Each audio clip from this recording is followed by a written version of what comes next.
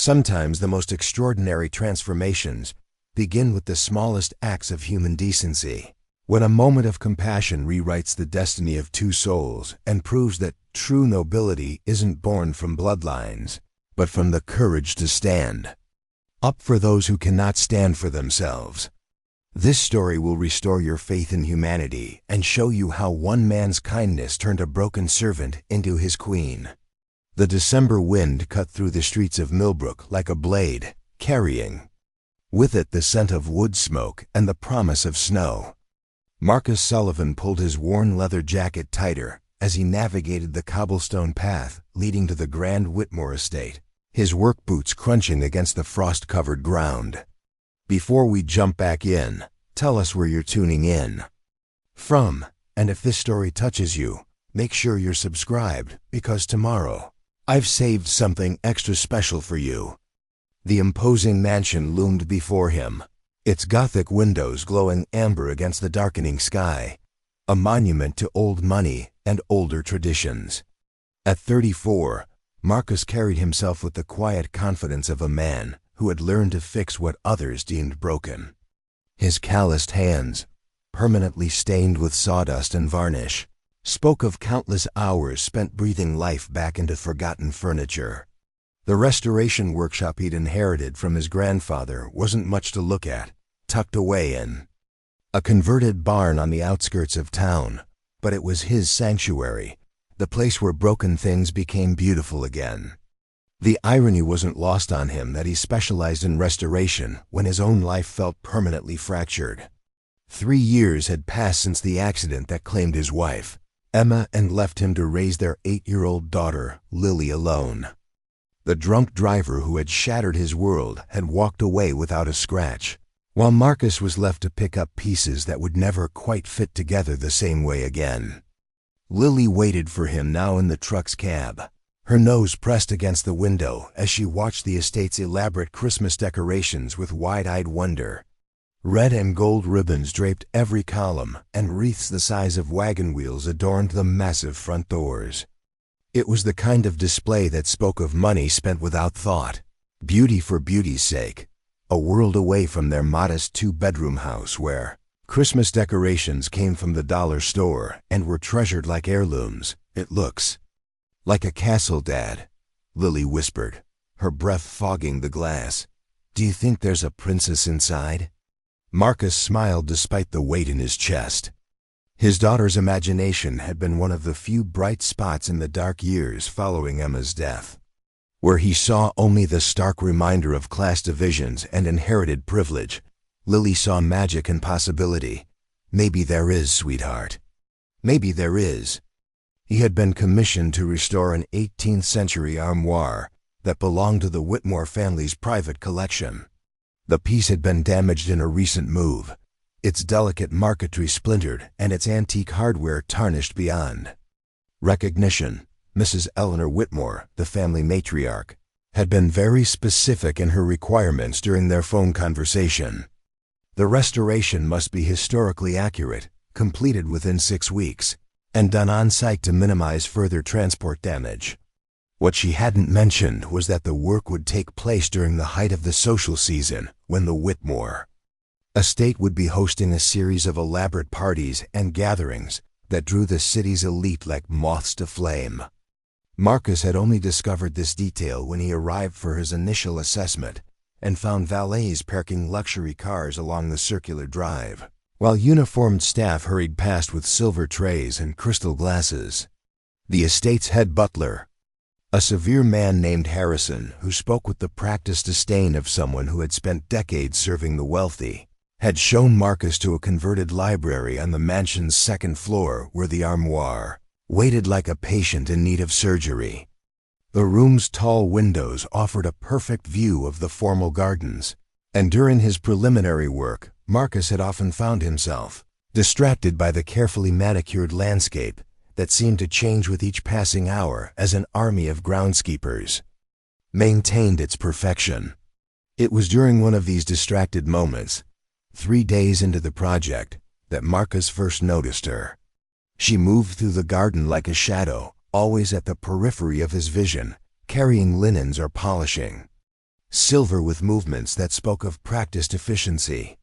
Her dark hair was pulled back severely, and she wore the simple gray uniform that marked her as one of the estate's many servants. But there was something about her posture, the way she held her shoulders as if bracing against an invisible weight, that caught his attention. Marcus had grown up in a working-class family where every dollar was earned through sweat and determination. His grandfather had taught him that honest work was its own reward, that there was dignity in craftsmanship regardless of who could afford to pay for it. But he had also learned to recognize the signs of someone being ground down by circumstances beyond their control, and those signs were written clearly in the young woman's careful movements and downcast eyes. The first time he saw Thomas Whitmore strike her, Marcus thought he had imagined it.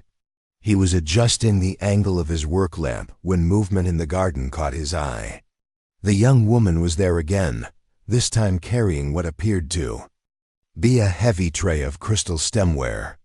Behind her walked a man Marcus recognized as Eleanor Whitmore's youngest son, a soft-faced individual in his early 30s whose inheritance had freed him from the burden of developing either character or useful skills. Thomas was speaking rapidly, his gestures sharp and angry, though the closed windows made his words inaudible. The woman had stopped walking and stood perfectly still, her head bowed in a posture of submission that made Marcus's stomach tighten with recognition. He had seen that same stance in photographs from his grandfather's stories about the old country, where servants knew their place and questioning authority could mean starvation. When Thomas's hand connected with the woman's cheek, the sound seemed to echo in Marcus's mind even though he couldn't have heard it through the glass. The tray never wavered in her hands, and she never looked up, simply stood there absorbing the blow as if it were as natural as rainfall. Thomas continued speaking for another moment, then strode away toward the house, leaving her alone among the perfectly pruned rose bushes. Marcus found himself standing at the window long after both figures had disappeared, his hands clenched into fists at his sides. The rational part of his mind whispered warnings about getting involved in affairs that weren't his business, about the dangerous territory of challenging people who had the power to destroy his reputation and livelihood. With a few well-placed phone calls, he had Lily to think about, a daughter who depended on him completely, whose stability he couldn't risk for the sake of a stranger's welfare. But the image of the woman's stillness, the practiced way she had absorbed the violence as if it were routine, haunted him through the rest of the afternoon. It reminded him too much of his own mother's stories about her first job cleaning houses for wealthy families, how she had endured small humiliations and casual cruelties because the alternative was unemployment and hunger. That evening, as Marcus helped Lily with her homework at their kitchen table, he found himself distracted by questions he couldn't answer. How long had the woman been working at the estate? Was Thomas's violence a regular occurrence, or had Marcus simply witnessed an isolated incident? Most troubling of all, was there anyone in her life who cared enough to notice if she disappeared entirely? "Dad, you're not listening," Lily complained, tapping her pencil against her math worksheet with the impatience of a child who had already explained her problem twice. "Sorry, honey," Marcus said, forcing himself to focus on the fractions spread across the page. "Let's look at this together." But even as he guided his daughter through her homework, part of his mind remained fixed on the image of a woman standing motionless in a perfect garden, absorbing cruelty with the resignation of someone who had learned that resistance only made things worse. The next morning brought with it a light snow that dusted the estate's grounds like powdered sugar on a wedding cake. Marcus arrived early, hoping to make significant progress on the armoire's intricate inlay work before the day's social activities began. The restored piece was beginning to reveal its original beauty, centuries-old craftsmanship emerging from beneath layers of damage and neglect, like a secret being whispered into existence. He was carefully cleaning a section of damaged veneer when he heard voices in the hallway outside the library. The conversation was muffled but intense, and Marcus found himself pausing in his work as the tone grew increasingly heated. "You're becoming a liability, Isabella," came a woman's voice, crisp with upper-class diction and cold authority. Marcus recognized it as belonging to Eleanor Whitmore, the family matriarch whose steel-gray hair and steelier demeanor had made their initial meeting memorable for all the wrong reasons. "I understand, Mrs. Whitmore," came the response, so quiet Marcus had to strain to hear it. Preparing and narrating this story took us a lot of time, so if you are enjoying it, subscribe to our channel. It means a lot to us. Now back to the story. The voice was younger, tinged with an accent he couldn't quite place, and carried the careful neutrality of someone who had learned that opinions were a luxury she couldn't afford. "I'm not certain you do," Eleanor continued, her voice carrying the particular cruelty that only came from absolute power over another person's fate. "My son has complained about your work repeatedly. The crystal was spotted, the silver showed fingerprints, and yesterday's incident with the guest linens was simply unacceptable. The linens were cleaned according to your specifications, Mrs. Whitmore. I followed every instruction exactly as written." The defiance in the response was subtle but unmistakable, and Marcus could practically hear Eleanor's displeasure in the silence that followed. "Perhaps that's the problem," the older woman said finally. "You follow instructions without understanding their purpose. Servants who cannot anticipate their employer's needs are servants who can be easily replaced." Another silence, longer this time, heavy with unspoken threats. "However," Eleanor continued, her tone shifting to something that might have been magnanimity in a more generous person, "Christmas is approaching, and I dislike making changes during the holiday season. You have until New Year's Day to demonstrate significant improvement in your performance. After that, we'll need to discuss alternative arrangements." "Yes, Mrs. Whitmore. Thank you for your patience." The conversation ended with the sharp click of expensive heels moving down the hallway, followed by softer footsteps that paused just outside the library door. Marcus pretended to be absorbed in his work, but he could sense someone standing there, perhaps gathering courage or simply taking a moment to process what had just occurred. When the footsteps finally moved away, Marcus found himself staring at the armoire without seeing it, his mind replaying the conversation he had just overheard. The name Isabella suited the woman from the garden, somehow capturing both her quiet dignity and the vulnerability that seemed to follow her like a shadow. More importantly, the conversation had confirmed his growing suspicion that she was trapped in a situation that was slowly grinding her down. Day by day, small cruelty by small cruelty. The sound of breaking glass from somewhere deep in the mansion interrupted his thoughts, followed by angry shouting that carried through the estate's elaborate ventilation system. Marcus couldn't make out the words, but the tone was unmistakable. Someone was in trouble, and that trouble was escalating quickly. Without fully understanding why, Marcus found himself setting down his tools and moving toward the library door. He had no business involving himself in the estate's internal affairs, no right to interfere in matters that didn't concern him. But something about the morning's conversation, combined with yesterday's scene in the garden, had awakened a protective instinct he thought had died with his wife. The hallway was empty when he stepped outside the library, but the shouting had grown louder, accompanied now by what sounded like furniture being moved roughly across wooden floors.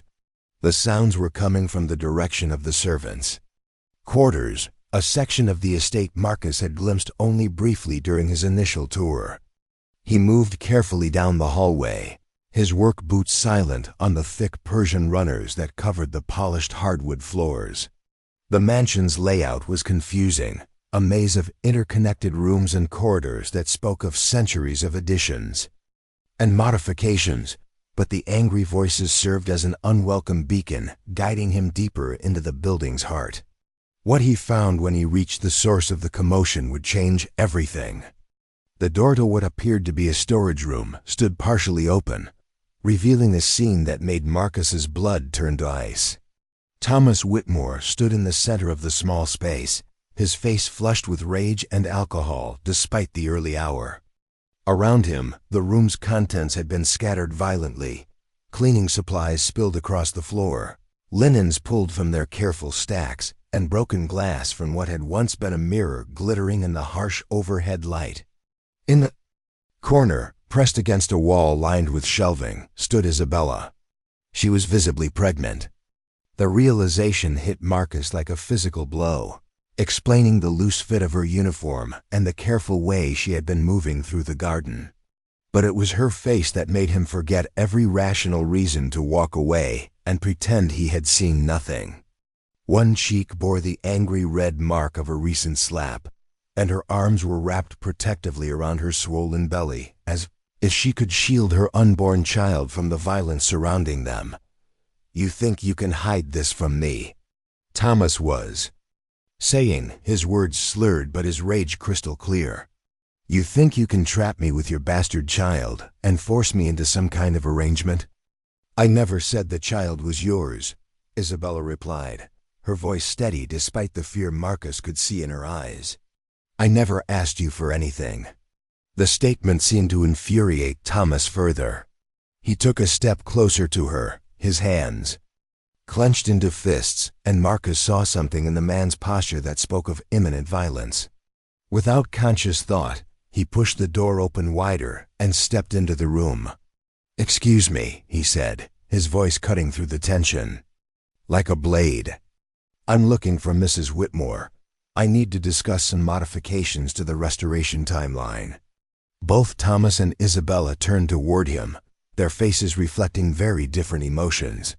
Thomas's expression cycled rapidly through surprise, annoyance, and calculation, while Isabella's showed something closer to terror at being discovered in such a compromising situation. "The library is on the second floor," Thomas said after a moment, his tone attempting casualness but missing by several degrees. "I'm sure you can find your way back."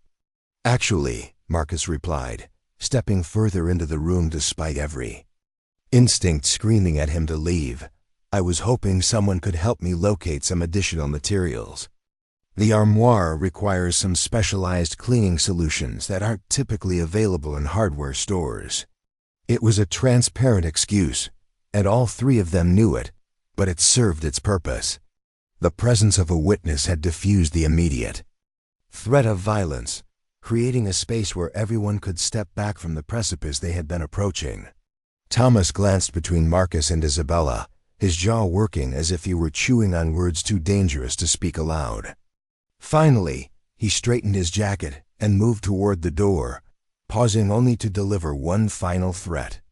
"This conversation isn't over," he said to Isabella, his voice low and promising future retribution. "We'll finish this later." After he was gone, the storage room felt simultaneously safer and more dangerous. Marcus and Isabella stood facing each other across the scattered debris of her small workspace, neither quite sure how to navigate the territory they now found themselves in. "You shouldn't have interfered," Isabella said finally, her voice barely above a whisper. "It will only make things worse for me." "Maybe," Marcus replied, kneeling to help gather the scattered cleaning supplies. "But it seemed like things were already pretty bad." She watched him work for a moment, her expression unreadable. When she finally spoke again, her voice carried a note of curiosity that hadn't been there before. "Why did you help me?" It was a simple question, but one that Marcus found surprisingly difficult to answer. Why had he helped her? Was it because she reminded him of his mother's stories? Because her situation echoed his own feelings of powerlessness in the face of overwhelming circumstances? Or was it something simpler and more immediate, the basic human inability to watch someone suffer when you have the power to intervene? "Because someone should," he said finally, rising to his feet with an armload of displaced supplies. "Because you're pregnant and afraid, and no one deserves to be treated like that." Isabella studied his face as if searching for hidden motives or ulterior purposes. Whatever she found there seemed to satisfy her, because some of the tension left her shoulders, and she accepted his help in restoring order to the small room. "I'm Marcus," he said as they worked together, stacking linens and sweeping up broken glass. "Marcus Sullivan. I'm here restoring an armoire for Mrs. Whitmore." "Isabella Vasquez," she replied, her accent becoming more pronounced as she relaxed. "Slightly. I've been working here for almost 2 years." "And the baby?" Marcus asked gently, nodding toward her rounded belly. Isabella's hands moved protectively to cover her stomach, a gesture that was becoming familiar. "Due in March," she said. "The father, he's not in the picture." Marcus nodded, understanding that some stories were too complex or too painful to share with strangers, no matter how well-intentioned they might be. He had his own carefully guarded secrets, his own chapters that he preferred to keep closed. They worked in comfortable silence for several minutes, restoring the storage room to something approaching its original order. It was only when they were nearly finished that Isabella spoke again, her voice carrying a weight that hadn't been there before. "Mr. Sullivan," she said, "I need you to understand something. What you saw today, what Thomas said, this isn't your problem to solve. I appreciate your kindness, but getting involved in estate business can be dangerous for someone in your position." Marcus paused in his cleaning, considering her words. She was right, of course. He was a contractor, dependent on the goodwill of wealthy clients for his livelihood. Antagonizing the Whitmore family could destroy his reputation and leave him unable to support Lily. The rational choice was to finish his work, collect his payment, and never look back. But as he looked at Isabella, seeing the careful way she held herself and the resignation in her eyes, Marcus found himself thinking about the choices that defined a person's character. His grandfather had always said that a man's true measure wasn't found in his successes, but in how he treated people who couldn't help him in return. "Maybe it's not my problem," Marcus said finally. "But maybe it doesn't have to be a problem at all. Maybe it just has to be the right thing to do." Isabella looked at him for a long moment, her expression cycling through emotions he couldn't quite read. When she finally spoke, her voice was so quiet he had to lean closer to hear her. "No one has said that to me in a very long time," she said. "The right thing to do." Before Marcus could respond, the sound of approaching footsteps in the hallway sent both of them into motion, quickly finishing their cleanup and moving apart as if they had never been working together at all. By the time Harrison, the head butler, appeared in the doorway, Isabella was once again the perfect picture of a submissive servant, her eyes downcast and her posture deferential. "Miss Vasquez," Harrison said, his tone carrying the particular coldness reserved for servants who had somehow displeased their superiors. "Mrs. Whitmore requires your immediate presence in the morning room. And Mr. Sullivan, I believe you have work waiting in the library." As they separated, moving in different directions down the estate's elegant hallways, Marcus caught Isabella's eye for just a moment. In that brief exchange, he saw something that might have been gratitude or hope, or simply the acknowledgement that for the first time in a long while, she was not completely alone. The rest of the day passed in a blur of careful restoration. Work, Marcus's hands moving automatically through familiar motions, while his mind remained fixed on the morning's events. The armoire was revealing its secrets slowly, layers of old varnish giving way to the warm glow of original wood, delicate inlays emerging like buried treasure. It was the kind of work that usually brought him peace, the meditative rhythm of careful craftsmanship that had sustained him through the darkest periods following Emma's death. But today, his thoughts kept returning to Isabella Vasquez and the impossible situation she found herself in. Pregnant, alone, and trapped in a household where her very existence seemed to be regarded as an inconvenience at best and a threat at worst. The conversation he had overheard between her and Eleanor Whitmore played on repeat in his mind, each word carrying the weight of a life hanging in the balance. As the afternoon wore on, Marcus found himself paying attention to the estate's rhythms in a way he never had before. The carefully choreographed movements of the domestic staff, the elaborate preparations for evening entertaining, the casual cruelty with which the family members treated the people whose labor made their comfortable lives possible. It was a world he had glimpsed before in other wealthy homes where his restoration work had taken him, but he had never examined it so closely or with such personal investment. When 5 o'clock arrived and it was time to collect Lily from her after-school program, Marcus packed his tools with unusual reluctance. Leaving the estate felt like abandoning Isabella to face whatever consequences his morning interference might have created, but he couldn't justify staying longer without raising suspicions about his true motivations. The drive home was quiet, Lily chattering about her day while Marcus navigated the familiar streets that led back to their modest neighborhood. Their house, a small 2-bedroom cottage that had belonged to Emma's grandmother, sat on a tree-lined street where children played in front yards and neighbors still knew each other's names. It was a world away from the Whitmore estate's formal grandeur, but as Marcus pulled into their narrow driveway, he felt grateful for its simplicity and honesty. "Dad," Lily said as they walked up the front steps, "you seem sad today. Is the furniture sick?" Marcus smiled despite himself. His daughter had developed her own vocabulary for describing his restoration work, referring to damaged pieces as sick furniture that needed to be made healthy again. It was a child's way of understanding her father's profession, but it captured something essential about what drew him to the work. "The furniture is getting better," he assured her, unlocking the front door and holding it open for her to pass through. "Sometimes healing takes time, that's all." That evening, as Marcus helped Lily with her homework and prepared their simple dinner, he found himself thinking about healing in all its forms. The slow process of restoring damaged wood to its original beauty. The longer journey of rebuilding a life after devastating loss. The courage required to help someone else begin their own healing, even when the outcome was uncertain. By the time Lily was settled in bed with her favorite storybook, Marcus had made a decision that surprised him with its clarity. He couldn't solve Isabella's problems for her, couldn't change the fundamental inequalities that had placed her in such a vulnerable position. But he could offer her something that seemed to be in short supply in her current circumstances: a choice. The next morning dawned clear and cold, with the kind of crystalline winter light that made even the most familiar landscapes look transformed. Marcus arrived at the estate earlier than usual, hoping to catch Isabella before the day's activities began in earnest.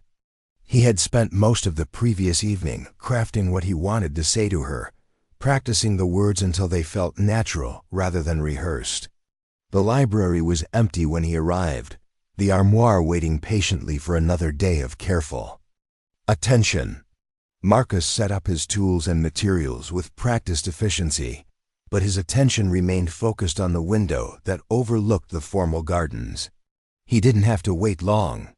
Isabella appeared among the rose bush just after 8 o'clock, moving slowly as she carried what appeared to be a basket of fresh linens.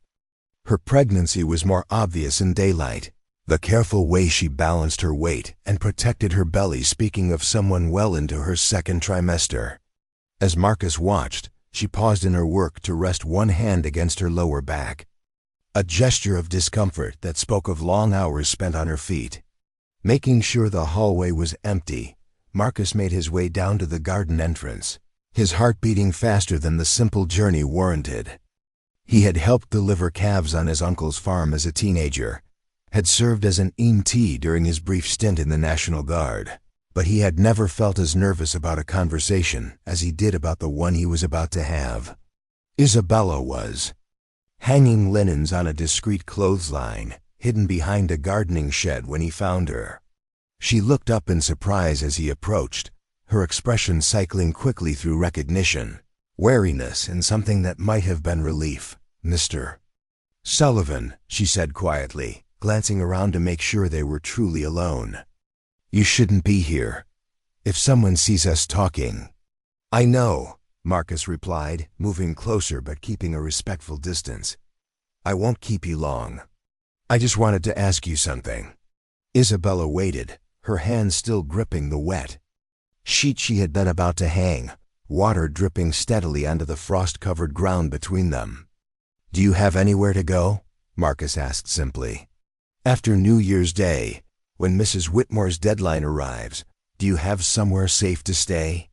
The question seemed to catch Isabella off guard. She blinked several times, as if processing not just his words, but the fact that someone was asking about her welfare at all. I have some savings, she said finally. Enough for a few weeks in a boarding house, maybe a month if I'm careful.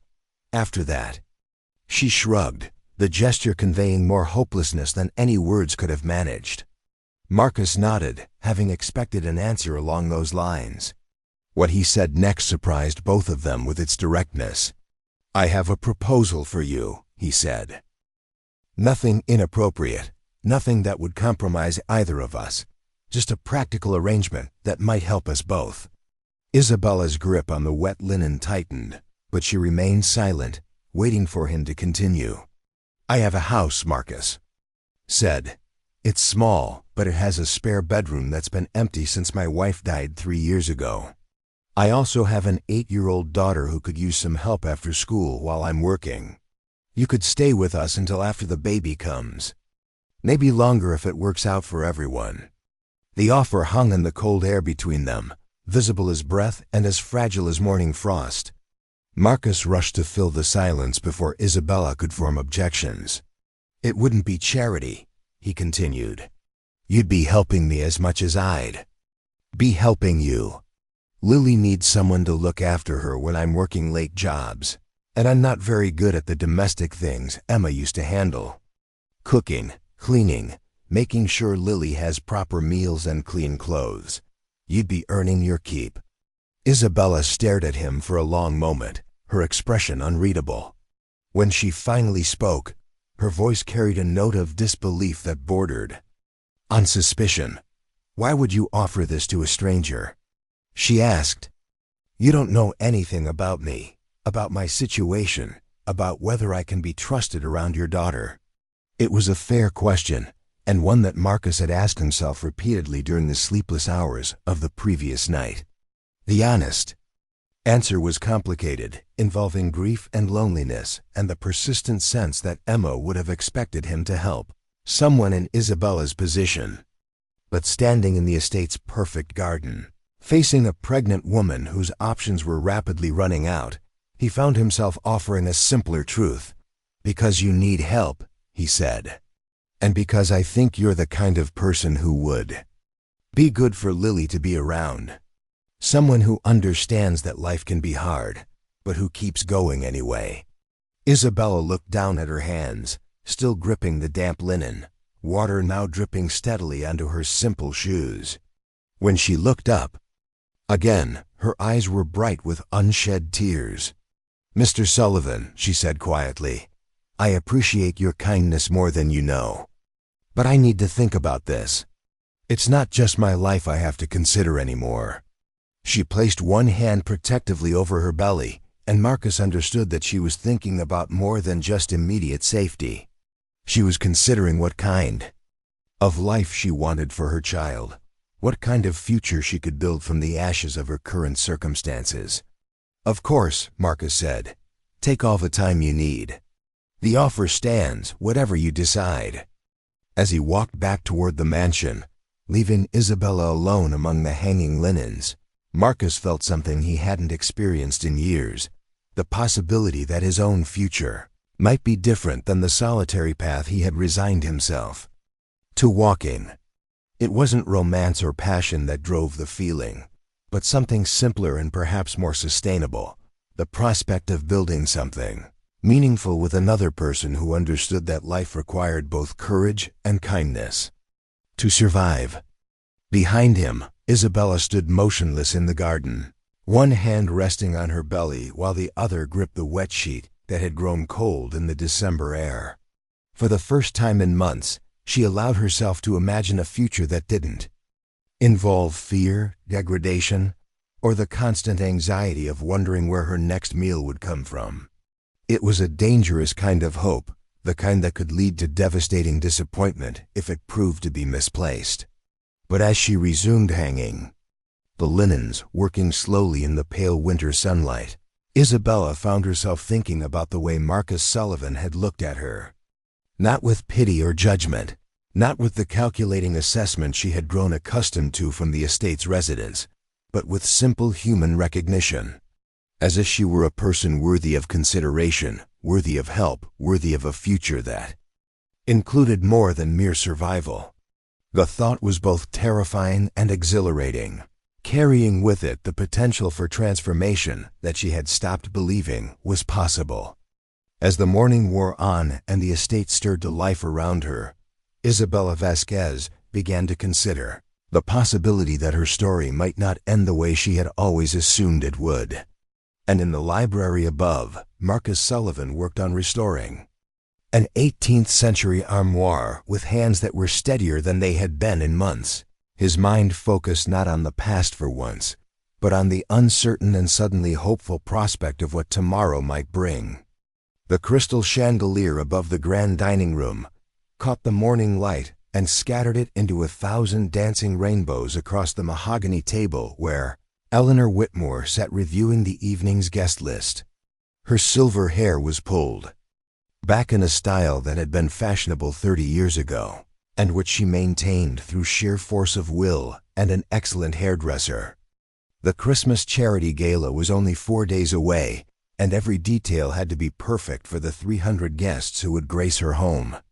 Isabella moved through the dining room like a whisper, polishing silver that already gleamed and arranging flowers that needed no adjustment. The routine had become second nature over the past 2 years, the careful choreography of servitude that kept her invisible, while ensuring every surface reflected the family's wealth back at them in flawless detail. Her pregnancy made the work more challenging now, requiring frequent breaks to ease the pressure in her lower back, but she had learned to disguise these moments of weakness as normal household tasks. The morning had started before dawn with the usual preparations. Fresh linens for the guest rooms, breakfast service for the family, and the endless polishing that kept the estate's surfaces gleaming like mirrors. Isabella's hands moved automatically through the familiar motions while her mind remained focused on the conversation she'd had with Marcus Sullivan in the garden 3 days earlier. His offer replayed in her thoughts with the persistence of a prayer, offering a glimpse of possibilities she had trained herself not to consider. A safe place to stay, meaningful work that didn't involve humiliation or fear, the chance to raise her child in an environment where kindness wasn't viewed as weakness and where dignity wasn't a luxury reserved for the wealthy. But years of disappointment had taught Isabella to examine hope carefully before allowing it to take root. Men made promises easily, especially to women in desperate circumstances, and she had learned to be suspicious of offers that seemed too generous to be genuine. What did Marcus Sullivan really want from her? What price would his kindness eventually demand? The question circled through her mind as she worked, creating a constant undercurrent of anxiety beneath her carefully composed exterior. She was so lost in thought that she didn't notice Eleanor Whitmore's attention had shifted from the guest list to her movements around the room. "Isabella," the older woman's voice cut through the morning quiet like a blade. "Come here." Isabella set down her polishing cloth and approached the table where Eleanor sat surrounded by papers and crystal water glasses that caught the light like trapped stars. She kept her eyes lowered in the manner she had been taught during her first week of employment, when Harrison had made it clear that direct eye contact with family members was considered presumptuous. "Mrs. Whitmore?" she said quietly, her hands folded in front of her to hide their slight trembling. Eleanor studied her with the calculating gaze of someone accustomed to evaluating assets and liabilities with equal precision. The silence stretched between them, heavy with unspoken judgments and the weight of absolute power differential. "Your condition is becoming quite noticeable," Eleanor said finally, her tone suggesting that pregnancy was a personal failing rather than a natural biological process. It's unseemly for the staff to be in such a state, particularly during the social season when we have important guests in the house. Isabella's hands moved instinctively to cover her belly, a gesture that had become automatic whenever anyone commented on her pregnancy. At 6 months, the roundness was impossible to hide despite the loose-fitting uniform she wore and the careful way she positioned herself when working in view of the family. "I apologize if my appearance is inappropriate, Mrs. Whitmore," she said, using the neutral tone that had served her well during previous confrontations. "I've tried to maintain professional standards while performing my duties." Eleanor's laugh was sharp and humorless. "Professional standards? My dear girl, nothing about your current situation suggests professionalism. Unmarried, pregnant, dependent on charity for basic survival. It's exactly the sort of moral failure that reflects poorly on this household." The words landed like physical blows, each one carefully chosen to inflict maximum damage while maintaining the veneer of civilized conversation. Isabella had endured similar attacks before, but pregnancy had made her more sensitive to cruelty. As if her unborn child could somehow absorb the emotional violence being directed at them both. "However," Eleanor continued, her tone shifting to something that might have been magnanimity in a more generous person, "I'm not entirely without compassion. I've been making inquiries on your behalf, exploring options that might resolve this situation in a manner beneficial to all parties." Isabella felt her stomach tighten with dread. Eleanor Whitmore's version of compassion typically involved solutions that served the family's interests while masquerading as benevolence toward those unfortunate enough to depend on their mercy. "There's a facility upstate," Eleanor continued, pulling a business card from the stack of papers beside her plate. "The Sisters of Mercy Home for Unwed Mothers. They provide lodging and medical care for girls in your circumstances, and they handle all the arrangements for adoption afterward. Respectable families, proper vetting, the kind of people who can provide your child with opportunities you never could." The business card lay on the polished mahogany table between them like a small white tombstone. Isabella stared at it without moving, her mind reeling from the casual way Eleanor had just proposed separating her from her child, as if it were a reasonable business transaction. "Of course there would be a fee involved," Eleanor continued, seemingly oblivious to Isabella's shock. "The sisters require a donation to cover your care and the administrative costs of the adoption process. I'm prepared to advance that fee against your final wages, with the understanding that you would leave immediately for the facility." Isabella's hands clenched into fists at her sides as the full scope of Eleanor's proposal became clear. Not only was she suggesting that Isabella give up her child, but she expected her to pay for the privilege while forfeiting the wages she had earned through months of difficult labor.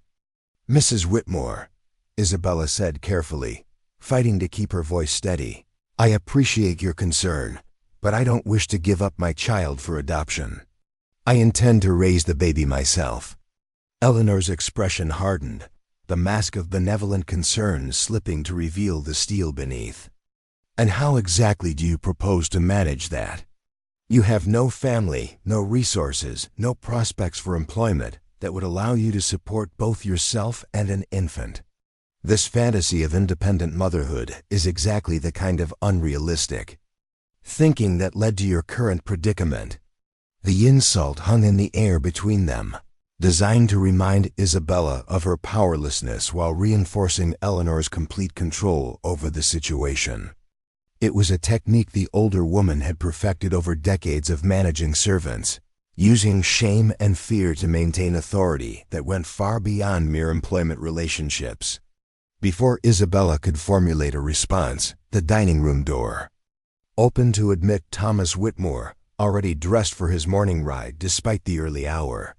His face was flushed with the kind of robust health that came from a life free of genuine hardship, and his riding clothes were tailored with the precision that only unlimited funds could achieve.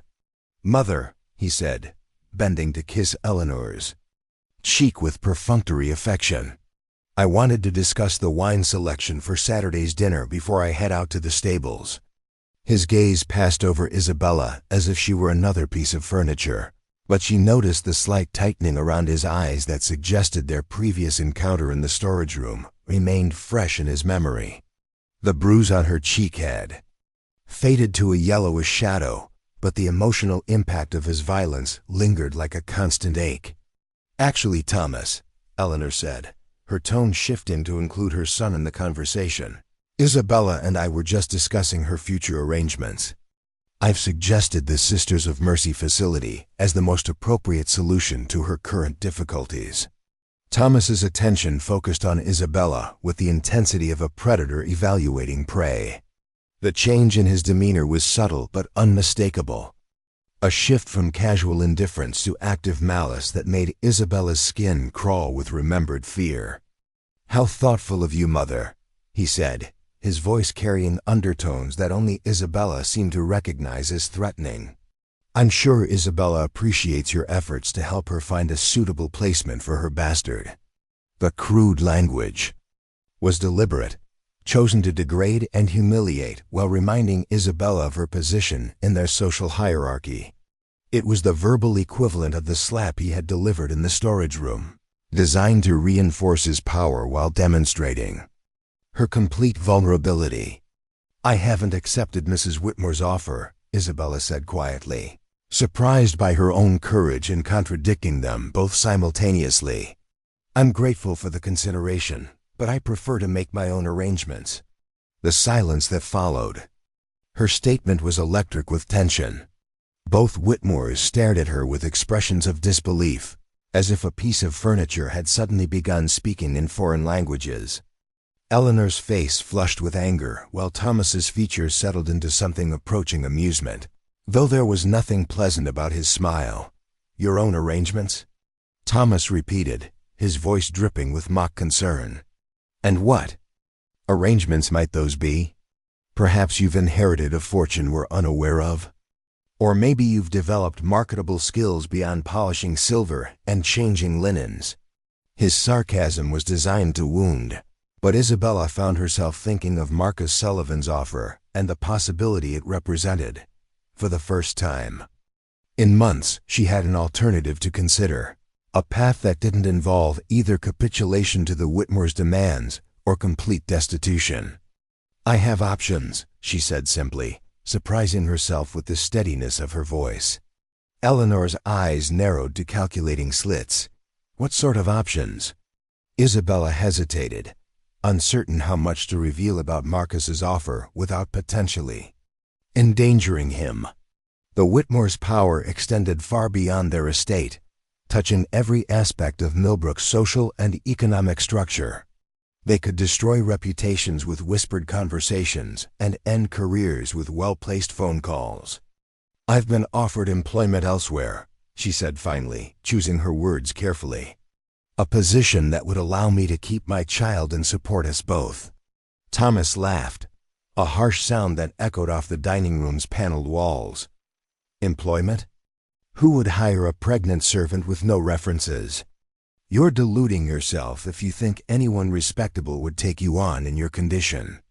But Eleanor's reaction was more thoughtful, her gaze sharpening as she considered the implications of Isabella's claim. The older woman had survived decades in high society by learning to recognize threats before they fully materialized, and something in Isabella's tone suggested this wasn't an empty boast. "Who has made this offer?" she demanded, her voice carrying the authority of someone accustomed to having her questions answered immediately and completely. Isabella remained silent, knowing that revealing Marcus's identity would expose him to retaliation while doing nothing to improve her own situation. The Whitmore's influence could reach him through his client relationships, his daughter's school, or any number of other pressure points that would make his life difficult, if not impossible. "I asked you a question," Eleanor said, her tone growing. "Dangerous. I expect an answer." The demand hung in the air like a sword waiting to fall. Isabella felt the familiar sensation of being trapped between impossible choices, forced to choose between protecting someone who had shown her kindness and preserving what little autonomy she had managed to maintain. It was Thomas who broke the standoff, rising from his chair with the fluid grace of someone who had never doubted his right to take whatever he wanted from life. "Perhaps our dear Isabella needs some time to consider her options more carefully," he said, moving closer to where she stood beside the table. "Sometimes perspective requires a change of scenery." Before Isabella could react, Thomas had grasped her arm with a grip that was firm enough to prevent escape without being obviously violent. Eleanor watched the interaction with cold calculation, neither approving nor disapproving of her son's actions. "The wine cellar," Thomas continued conversationally, as if discussing the weather. "It's quiet down there. Perfect for reflection and decision-making." Isabella's heart began racing as she understood his intent. The wine cellar was in the estate's basement, far from the main areas where other staff members might hear sounds of distress. It was a place where someone could be hurt without fear of interruption or discovery. "Thomas," she said, trying to keep her voice steady despite the fear that was rapidly overwhelming her careful composure, "there's no need for this. I'll consider Mrs. Whitmore's offer more carefully." But Thomas's grip only tightened, his fingers pressing into her arm with enough force to leave bruises that would last for days. His smile had taken on a quality that made Isabella's stomach churn with remembered terror. "Oh, I think there's every need," he said softly. "You've forgotten your place, Isabella. You've begun to imagine that you have choices, that you can refuse our generosity and make demands of your own. That kind of thinking requires correction." Eleanor rose from her chair with the measured movements of someone accustomed to dramatic moments. Her expression had settled into something that might have been regret if it hadn't been so clearly calculated for effect. "I'm afraid Thomas is right," she said, her tone suggesting reluctant agreement with an inevitable decision. "Your attitude has become quite unsuitable. Perhaps some quiet time will help you appreciate the benevolence we've shown you and the wisdom of accepting our guidance in this matter." Isabella's free hand moved instinctively to protect her belly as Thomas began, pulling her toward the dining room's service entrance. The baby had been active that morning, responding to her elevated stress levels with increased movement that reminded her constantly of what was at stake beyond her own safety. "Please," she said, abandoning pride in favor of desperate honesty. "I'm pregnant. Think about the baby." Thomas's laugh was genuinely amused now, as if her concern for her unborn child was somehow entertaining rather than tragic. "Oh, I am thinking about the baby," he said, his voice taking on a note of mock concern. "That's exactly why this conversation is necessary. Children need proper guidance from the beginning, and that starts with ensuring their mothers understand appropriate behavior." They had reached the service entrance now, a narrow doorway that led to the back stairs and service areas, where the estate's real work was accomplished beyond the view of guests and family members. Isabella could see the freedom of the main hallway just steps away, but Thomas's grip made escape impossible without a physical struggle that would only make her situation worse. That was when she heard Marcus Sullivan's voice calling her name. "Isabella? Isabella, are you in there?" His voice carried from somewhere near the dining room's main entrance, accompanied by footsteps that suggested he was moving through the house with purpose rather than uncertainty. Thomas's grip loosened slightly as he turned toward the sound, his expression shifting from predatory confidence to calculation. "Miss Vasquez," Marcus called again, his tone carrying the authority of someone who had every right to be searching for her. "Mrs. Whitmore asked me to find you regarding some additional cleaning requirements for the restoration project." It was a transparent excuse, but it served its purpose by providing a legitimate reason for Marcus to be looking for Isabella while suggesting that Eleanor herself had sanctioned the search. Thomas glanced between the service door where he had been dragging Isabella and the main entrance where Marcus's voice was growing closer. Eleanor stepped forward, her face composed in the pleasant mask she wore for social interactions with people whose status she couldn't immediately categorize. "Mr. Sullivan," she said as Marcus appeared in the dining room doorway, his work clothes marking him as someone who belonged in the estate's professional rather than social sphere. "How can we help you?" Marcus's gaze swept the room quickly, taking in the tableau of Thomas still gripping Isabella's arm and Eleanor positioned between them and the main exit. His expression remained professionally neutral, but Isabella caught something in his eyes that suggested he understood exactly what he had interrupted.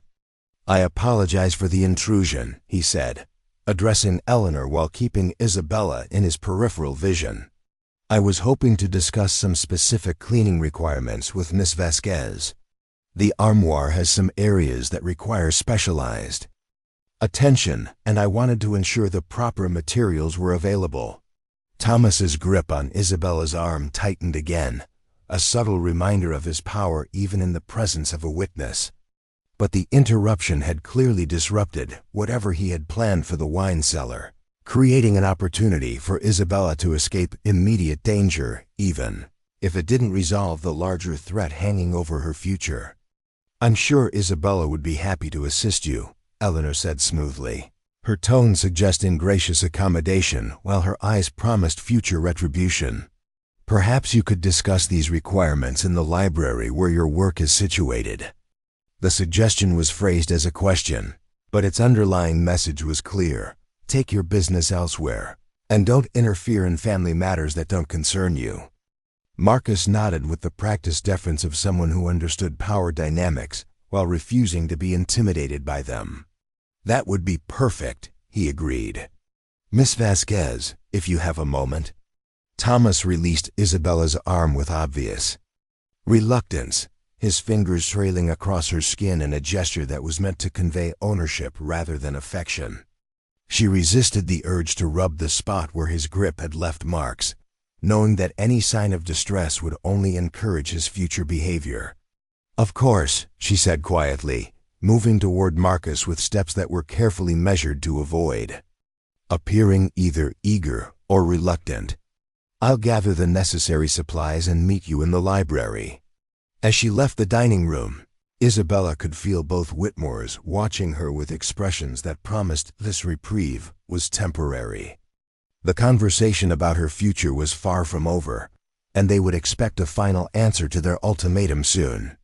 But for the moment, she was safe, walking through the estate's elegant hallways beside a man who had risked his own security to ensure she wasn't dragged into the basement against her will. The library felt like a sanctuary when they reached it, its tall windows and book-lined walls, creating an atmosphere of scholarly calm that stood in sharp contrast to the dining room's charged atmosphere. Marcus closed the door behind them with deliberate care, then turned to face Isabella with an expression of concern that was impossible to mistake. "Are you hurt?" he asked directly, his gaze taking in the faint marks on her arm where Thomas's fingers had pressed too hard. "Did he hurt you?" Isabella shook her head automatically, then paused as she considered the broader implications of his question. Physical harm was only one type of violence, and the Whitmores had perfected subtler forms of cruelty that left no visible marks, while inflicting lasting damage to their victim's sense of worth and autonomy. "Not physically," she said finally. "Not yet." Marcus nodded grimly, suggesting he understood the distinction and the threat it implied. He moved to the window that overlooked the garden where they had spoken 3 days earlier, his hands clasped behind his back as he considered their limited options. "They want you gone," he said without turning around. "Soon." It wasn't a question, and Isabella didn't treat it as one. "They've offered to pay for a home for unwed mothers upstate. Adoption. Arranged, all very proper and respectable. And if you refuse?" Isabella thought about Thomas's grip on her arm and the predatory satisfaction in his smile as he had begun pulling her toward the service stairs. "I don't think refusal is an option they're prepared to accept gracefully." Marcus turned from the window to face her directly, his expression carrying a determination that reminded Isabella of her father's face when he had made difficult decisions for the family's welfare. It was the look of someone who had weighed consequences carefully and chosen a course of action despite its potential costs. "Then we need to accelerate our timeline," he said simply. "How quickly can you be ready to leave?" The question hit Isabella like a physical shock. 3 days earlier, his offer had seemed like a distant possibility, something to consider carefully over weeks or months of careful deliberation. Now it was being presented as an immediate necessity, a life raft, being thrown to someone who was already drowning. "I don't have much to pack," she said slowly. "My belongings would fit in a single suitcase. But leaving without notice, without proper arrangements, would be the smartest thing you could do under the circumstances," Marcus finished. "Isabella, whatever hold they think they have over you, whatever obligations you feel toward this family, none of it matters if you're not safe. And after what I just saw in there, I don't think you're safe here anymore." Isabella's hand moved to her belly as the baby shifted restlessly, responding to her elevated stress levels with increased activity. The child she carried would be affected by whatever decision she made in the next few minutes, and that responsibility weighed heavier than any consideration of social propriety or employment obligations. "Your daughter," she said suddenly, focusing on the practical obstacles that made Marcus's offer seem too generous to be sustainable. "You barely know me. How can you bring a pregnant stranger into your home around your child?" Marcus was quiet. For a moment, his gaze distant as he considered how to explain instincts that defied rational analysis. "Lily's been asking about you," he said finally. "Ever since I mentioned the pregnant lady at work, she's been worried about whether you have enough food, whether you're warm enough, whether the baby will be healthy. She's 8 years old, and she understands something that most adults seem to have forgotten." "What's that?" "That people shouldn't have to face difficult things alone when there are others who can help." The simplicity of the statement was devastating in its truth. Isabella had spent so many months accepting isolation as the natural consequence of her circumstances that she had stopped believing help was possible, even when it was being offered directly. "If I leave now," she said carefully, "they'll say I stole from them. They'll ruin any chance I have of finding other employment." "Let them try," Marcus replied with a confidence that surprised them both. "I've been restoring furniture for wealthy families for 15 years. I know how they operate, and I know their weaknesses too. Eleanor Whitmore needs her social reputation more than she needs revenge against one former servant." Isabella wanted to believe him, wanted to trust that leaving the estate wouldn't result in the kind of systematic destruction of her future that the Whitmores were certainly capable of orchestrating. But hope had proven dangerous so many times before that she found it difficult to embrace, even when it offered her only path to safety. "Tonight," Marcus said, making the decision for both of them. "After the family has retired and the staff quarters are quiet, I'll wait in the garden by the service entrance at midnight. Bring whatever you can carry easily, and don't worry about anything else." The plan was so simple, it seemed impossible that it could work, but Isabella found herself nodding before her rational mind could raise objections. Sometimes survival required leaps of faith that defied careful analysis, moments when action became more important than certainty. "What if they catch me leaving?" she asked. "They won't," Marcus said with the quiet confidence of someone who had planned the escape. "Route carefully. The service entrance isn't visible from the family quarters, and the night staff will be busy with their own duties. By the time anyone realizes you're gone, you'll be safe." Safe. The word seemed almost foreign after months of constant vigilance and fear. Isabella tried to imagine what safety might feel like, what it would mean to wake up in the morning, without wondering what fresh humiliation or threat the day would bring. "There's one more thing," Marcus said, his tone becoming more serious. "Once you leave here tonight, you can't come back. Whatever happens afterward, whatever pressure they try to bring to bear, you'll need to stay strong. Can you do that? Isabella thought about the baby growing inside her, about the future she wanted to build for her child that included dignity and opportunity rather than servitude and shame. She thought about Thomas's hands on her arm and Eleanor's casual cruelty disguised as charitable concern. Most importantly, she thought about the choice that was being offered to her, perhaps the last real choice she would have for a very long time. "Yes," she said quietly, "I can do that." Marcus smiled for the first time since entering the library, an expression that transformed his features and reminded Isabella that kindness still existed in the world, even when it seemed in short supply. "Then we'll see you tonight," he said. "And Isabella? Whatever's been done to you here, whatever they've made you believe about your worth or your options, none of it was true. You deserve better than this, and so does your child." As Isabella left the library to return to her duties, she carried with her the first genuine hope she had felt in months. The day ahead would be difficult, requiring her to maintain the facade of submission while preparing for an escape that would change everything. But for the first time since arriving at the Whitmore estate, she could envision a future that didn't involve choosing between impossible alternatives. The afternoon passed with agonizing slowness as Isabella performed her usual tasks while her mind raced through the implications of the decision she had made. Every interaction with other staff members felt loaded with potential discovery.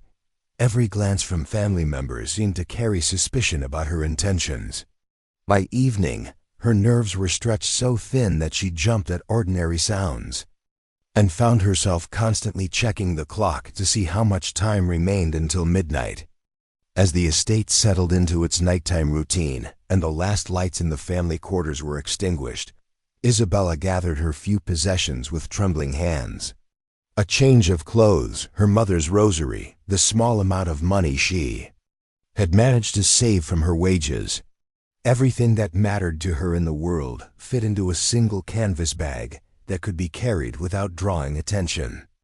At 5 minutes before midnight, she made her way through the darkened hallways toward the service entrance, her heart beating so loudly she was certain it would wake the entire household. Each step felt like a small act of rebellion against the forces that had controlled her life for so long, a rejection of the future that others had planned for her in favor of possibilities she was only beginning to imagine. The garden was silver with moonlight when she stepped outside, and Marcus was waiting exactly where he had promised to be. He took her bag without comment and gestured toward a truck parked beyond the estate's formal boundaries, far enough away that its engine wouldn't disturb anyone's sleep. As they drove through the quiet streets of Millbrook toward an uncertain but chosen future, Isabella placed one hand on her belly and felt her child move in response to her touch. For the first time in months, the movement felt like a greeting, rather than a reminder of burden, a small life reaching toward the light of possibilities that had seemed impossible just hours before. Behind them, the Whitmore estate faded into darkness, its perfect facade hiding the cruelty and corruption that had nearly destroyed her spirit. Ahead lay the unknown territory of independence and dignity, frightening in its uncertainty, but infinitely preferable to the gilded cage she was leaving behind. The first phase of Isabella's transformation had begun, not with grand gestures or dramatic confrontations, but with the simple act of choosing hope over fear, trust over cynicism, and the courage to believe that she deserved something better than mere survival. In the weeks that followed, she would learn that sometimes the most profound revolutions begin with a single person deciding they are worth saving, and that true nobility has nothing to do with bloodlines or bank accounts, but everything to do with the willingness to stand up for justice when it seems impossible and to extend kindness when it seems foolish. The pregnant servant was beginning her journey toward becoming someone's royalty, though neither she nor Marcus could have imagined the extraordinary path that would lead them there. The Sullivan house sat quietly in the pre-dawn darkness, its modest frame wrapped in the kind of silence that comes just before the world begins to stir. Marcus guided his truck into the narrow driveway, the engine's rumble seeming unnaturally loud in the sleeping neighborhood. Beside him, Isabella sat, rigid in the passenger seat, her canvas bag clutched in her lap like a shield against the uncertainty that awaited them both. The porch light cast a warm yellow circle across the front steps as Marcus led her toward the door, fishing his keys from his jacket pocket with hands that were steadier than he felt. Everything about this moment felt surreal, as if he were watching someone else make decisions that would fundamentally alter the trajectory of 2 lives and possibly 3, counting the child Isabella carried. "It's not much," he said quietly as he unlocked the front door, suddenly conscious of how small and plain his home would seem to someone accustomed to the Whitmore estate's grandeur, even from a servant's perspective. "But it's warm and safe. And that's what matters right now."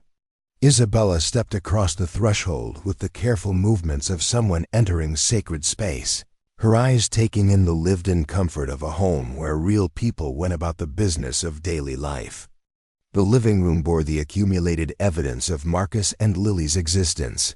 Together, homework assignments scattered across the coffee table, a half-finished puzzle depicting a lighthouse spread across the floor, family photographs arranged with the casual precision of someone who treasured memories without making them into shrines. The contrast with the Whitmore estate couldn't have been more stark. Where Eleanor's mansion showcased wealth through perfect surfaces and untouchable beauty, the Sullivan house radiated warmth through its imperfections. Scuffed hardwood floors that had witnessed years of family dinners and birthday parties. Bookshelves that held everything from classic literature to picture books to repair manuals. Furniture that had been chosen for comfort rather than impression, bearing the gentle wear that came from being truly lived in rather than merely displayed. "The spare room is upstairs," Marcus said, setting Isabella's bag down beside the couch. "It was my wife's sewing room before she died. I've been meaning to do something with it, but I never could decide what. Maybe this was what it was waiting." "Ethel." Isabella nodded wordlessly, overwhelmed by the simple generosity of being offered space that had clearly held emotional significance for the family. At the estate, she had slept in a narrow bed in the servants' quarters, sharing a bathroom with 3 other women and storing her possessions in a single drawer of a communal dresser. The idea of having an entire room to herself, especially one that came with no strings attached and no expectations beyond basic human decency, felt almost impossible to accept. "Are you hungry?" Marcus asked, noting the pallor in her face and the way she swayed slightly on her feet. "I could make something quick. Scrambled eggs, maybe some toast." The mention of food made Isabella realize she hadn't eaten since breakfast, her stomach too knotted with anxiety about the escape to tolerate solid food during the day. The baby had been active all evening, perhaps responding to her stress, and she knew she needed to take better care of herself now that she was responsible for 2 lives instead of just 1. "That would be very kind," she said, her voice barely above a whisper. "I don't want to be any trouble." Marcus paused in his movement toward the kitchen, turning back to face her with an expression that was both gentle and firm. "Isabella," he said, using her name with the same careful respect he might show to any guest in his home, "you're not trouble. You're a person who needed help, and now you're a person who's safe. That's all this is, no more complicated than that." The simplicity of his statement was almost overwhelming. After months of navigating the complex web of obligations, threats, and power dynamics that had defined her existence at the estate, the idea that her presence here could be viewed as simply human kindness was difficult to process. As Marcus moved around the small kitchen, gathering ingredients for their late-night meal, Isabella found herself studying the details that revealed the true nature of his life. Lily's artwork magneted to the refrigerator door, displaying the uninhibited creativity of a child who felt safe enough to express herself freely. A shopping list written in careful block letters that included items like mac and cheese, apple juice, alongside more sophisticated ingredients. Photographs tucked into the frame of a small mirror showing father and daughter at various stages of their life together. Lily as a toddler covered in birthday cake frosting, the two of them building a snowman in the front yard. Recent school pictures that captured the intelligent curiosity in the little girl's eyes. It was the portrait of a life that had been rebuilt after devastating loss, transformed from something, broken into something different but still beautiful. Isabella recognized the particular quality of careful hope that marked people who had learned to appreciate small joys without taking them for granted, who understood that happiness was something that had to be actively cultivated rather than passively received. "Tell me about your daughter," she said as Marcus worked at the stove. The domestic normalcy of the moment, making conversation feel natural despite the extraordinary circumstances that had brought them together. Marcus's face brightened with the particular pride that marked devoted parents discussing their children. "Lily's 8, going on 30 some days. She's fascinated by everything: science, art, how things work, why people behave the way they do. Sometimes I think she sees the world more clearly than most adults." He flipped the eggs with practiced efficiency, the kind of automatic competence that came from 3 years of single parenthood. "She's been asking about you ever since I mentioned meeting you at the estate.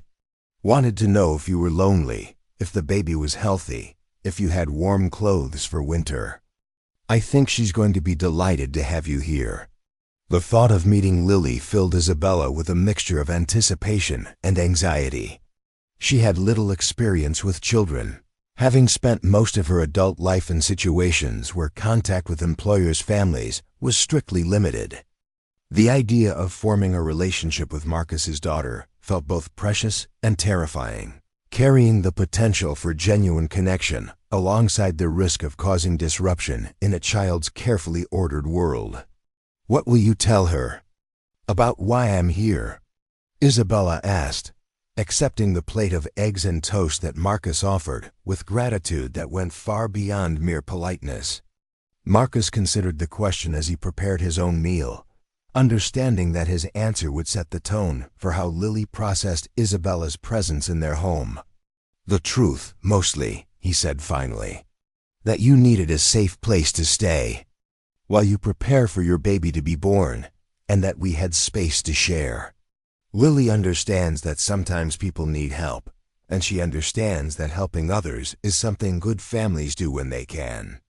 The food was simple but perfectly prepared, seasoned with the kind of care that made even basic ingredients taste like comfort itself. Isabella ate slowly, savoring not just the flavors, but the unprecedented experience of sharing a meal with someone who expected nothing from her beyond basic human courtesy. "Can I ask you something?" Marcus said as they ate, his tone suggesting the kind of question that required careful consideration before answering. Isabella nodded, though she tensed slightly in preparation for inquiries about her past or the circumstances that had led to her pregnancy. Those were conversations she wasn't ready to have with anyone, least of all someone whose kindness she was still learning to trust. "What did you do before you worked for the Whitmores?" Marcus asked.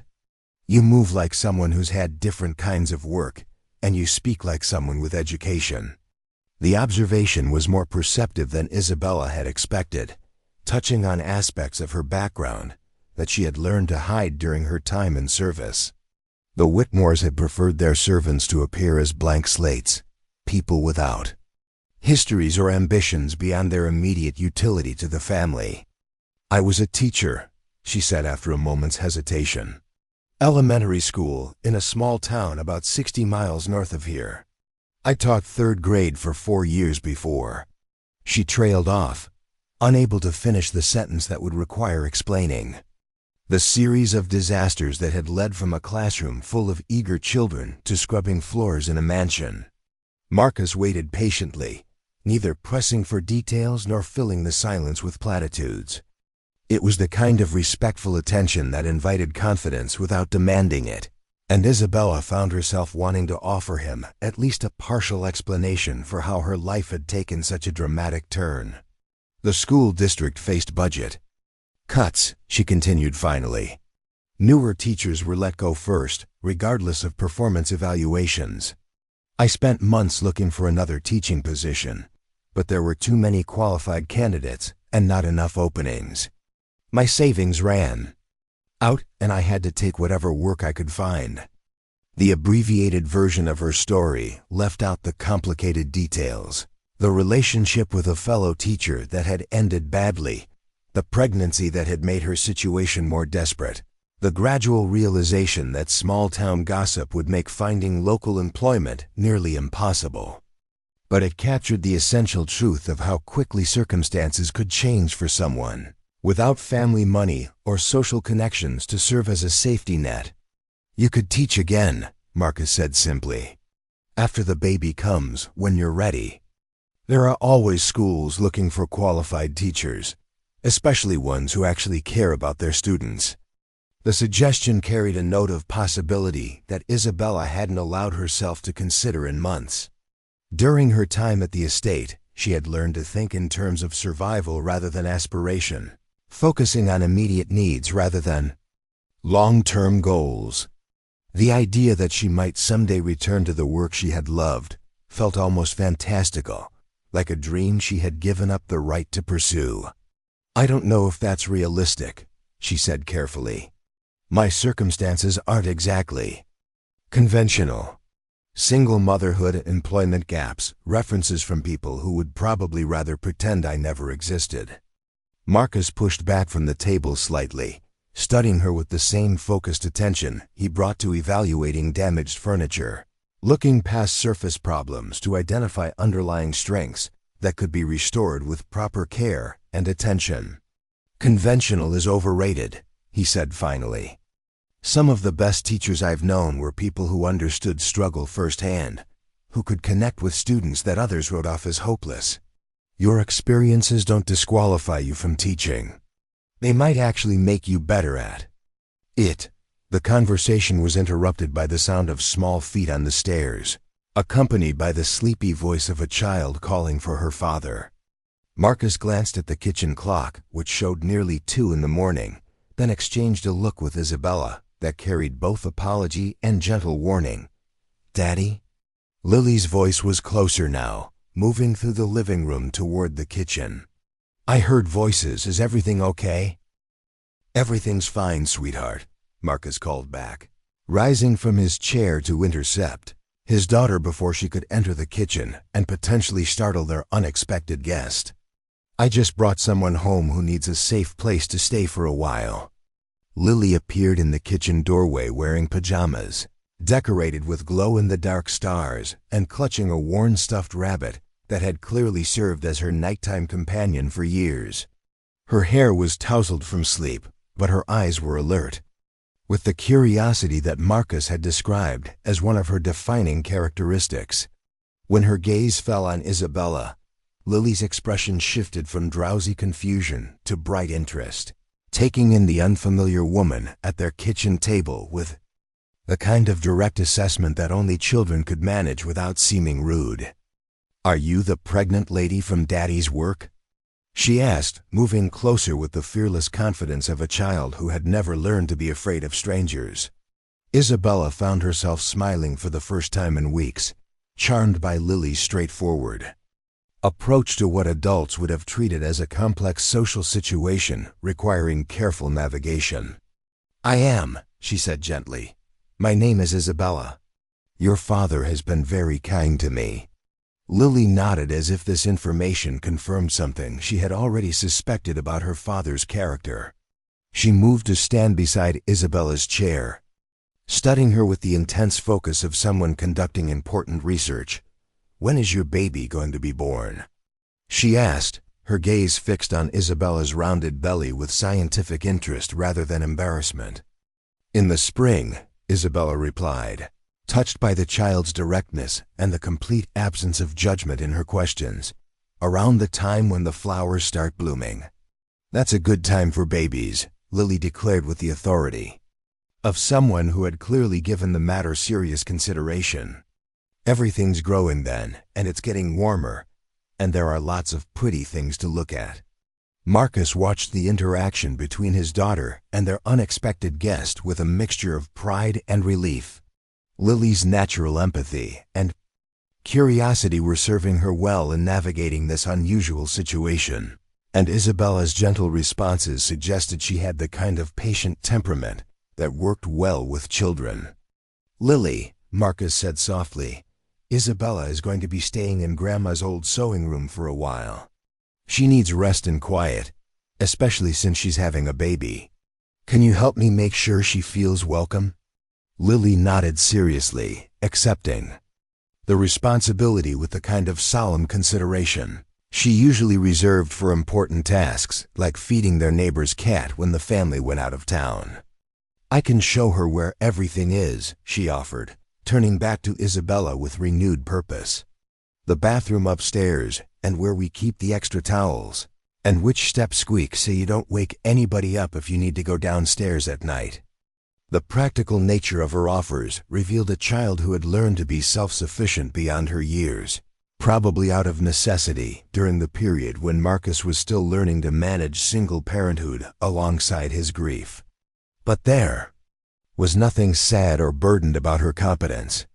Instead, it seemed to spring from genuine desire to be helpful rather than obligation imposed by adult failures. "That would be wonderful," Isabella said, meaning it completely. "I'd appreciate having such a knowledgeable guide."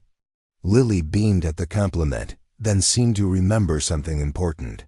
She disappeared from the kitchen for a moment, returning with a small wrapped package that she placed carefully on the table beside Isabella's plate. "I was saving this for Christmas," she explained, "but I think you might need it now. Daddy says pregnant ladies need extra vitamins." Isabella unwrapped the package to reveal a bottle of prenatal vitamins, clearly purchased with the child's allowance. Money and wrapped with the careful attention that marked it as a treasure rather than a casual gift. The thoughtfulness behind the gesture was overwhelming, representing the kind of pure generosity that Isabella had almost forgotten existed in the world. "Lily," she said, her voice thick with emotion she hadn't expected to feel, "this is the kindest gift anyone has ever given me. Thank you." The little girl's smile could have powered the entire neighborhood, radiating the particular joy that came from successfully helping someone who needed it. It was clear that Marcus had raised a daughter who understood the importance of caring for others, who saw kindness as a natural response to human need, rather than an obligation imposed by social convention. As the impromptu family gathering finally began to wind down, with Lily being gently persuaded to return to bed and Isabella following Marcus upstairs to see her new accommodations, the foundation of something unprecedented was being laid. Not a traditional family structure, but something more organic and potentially more resilient.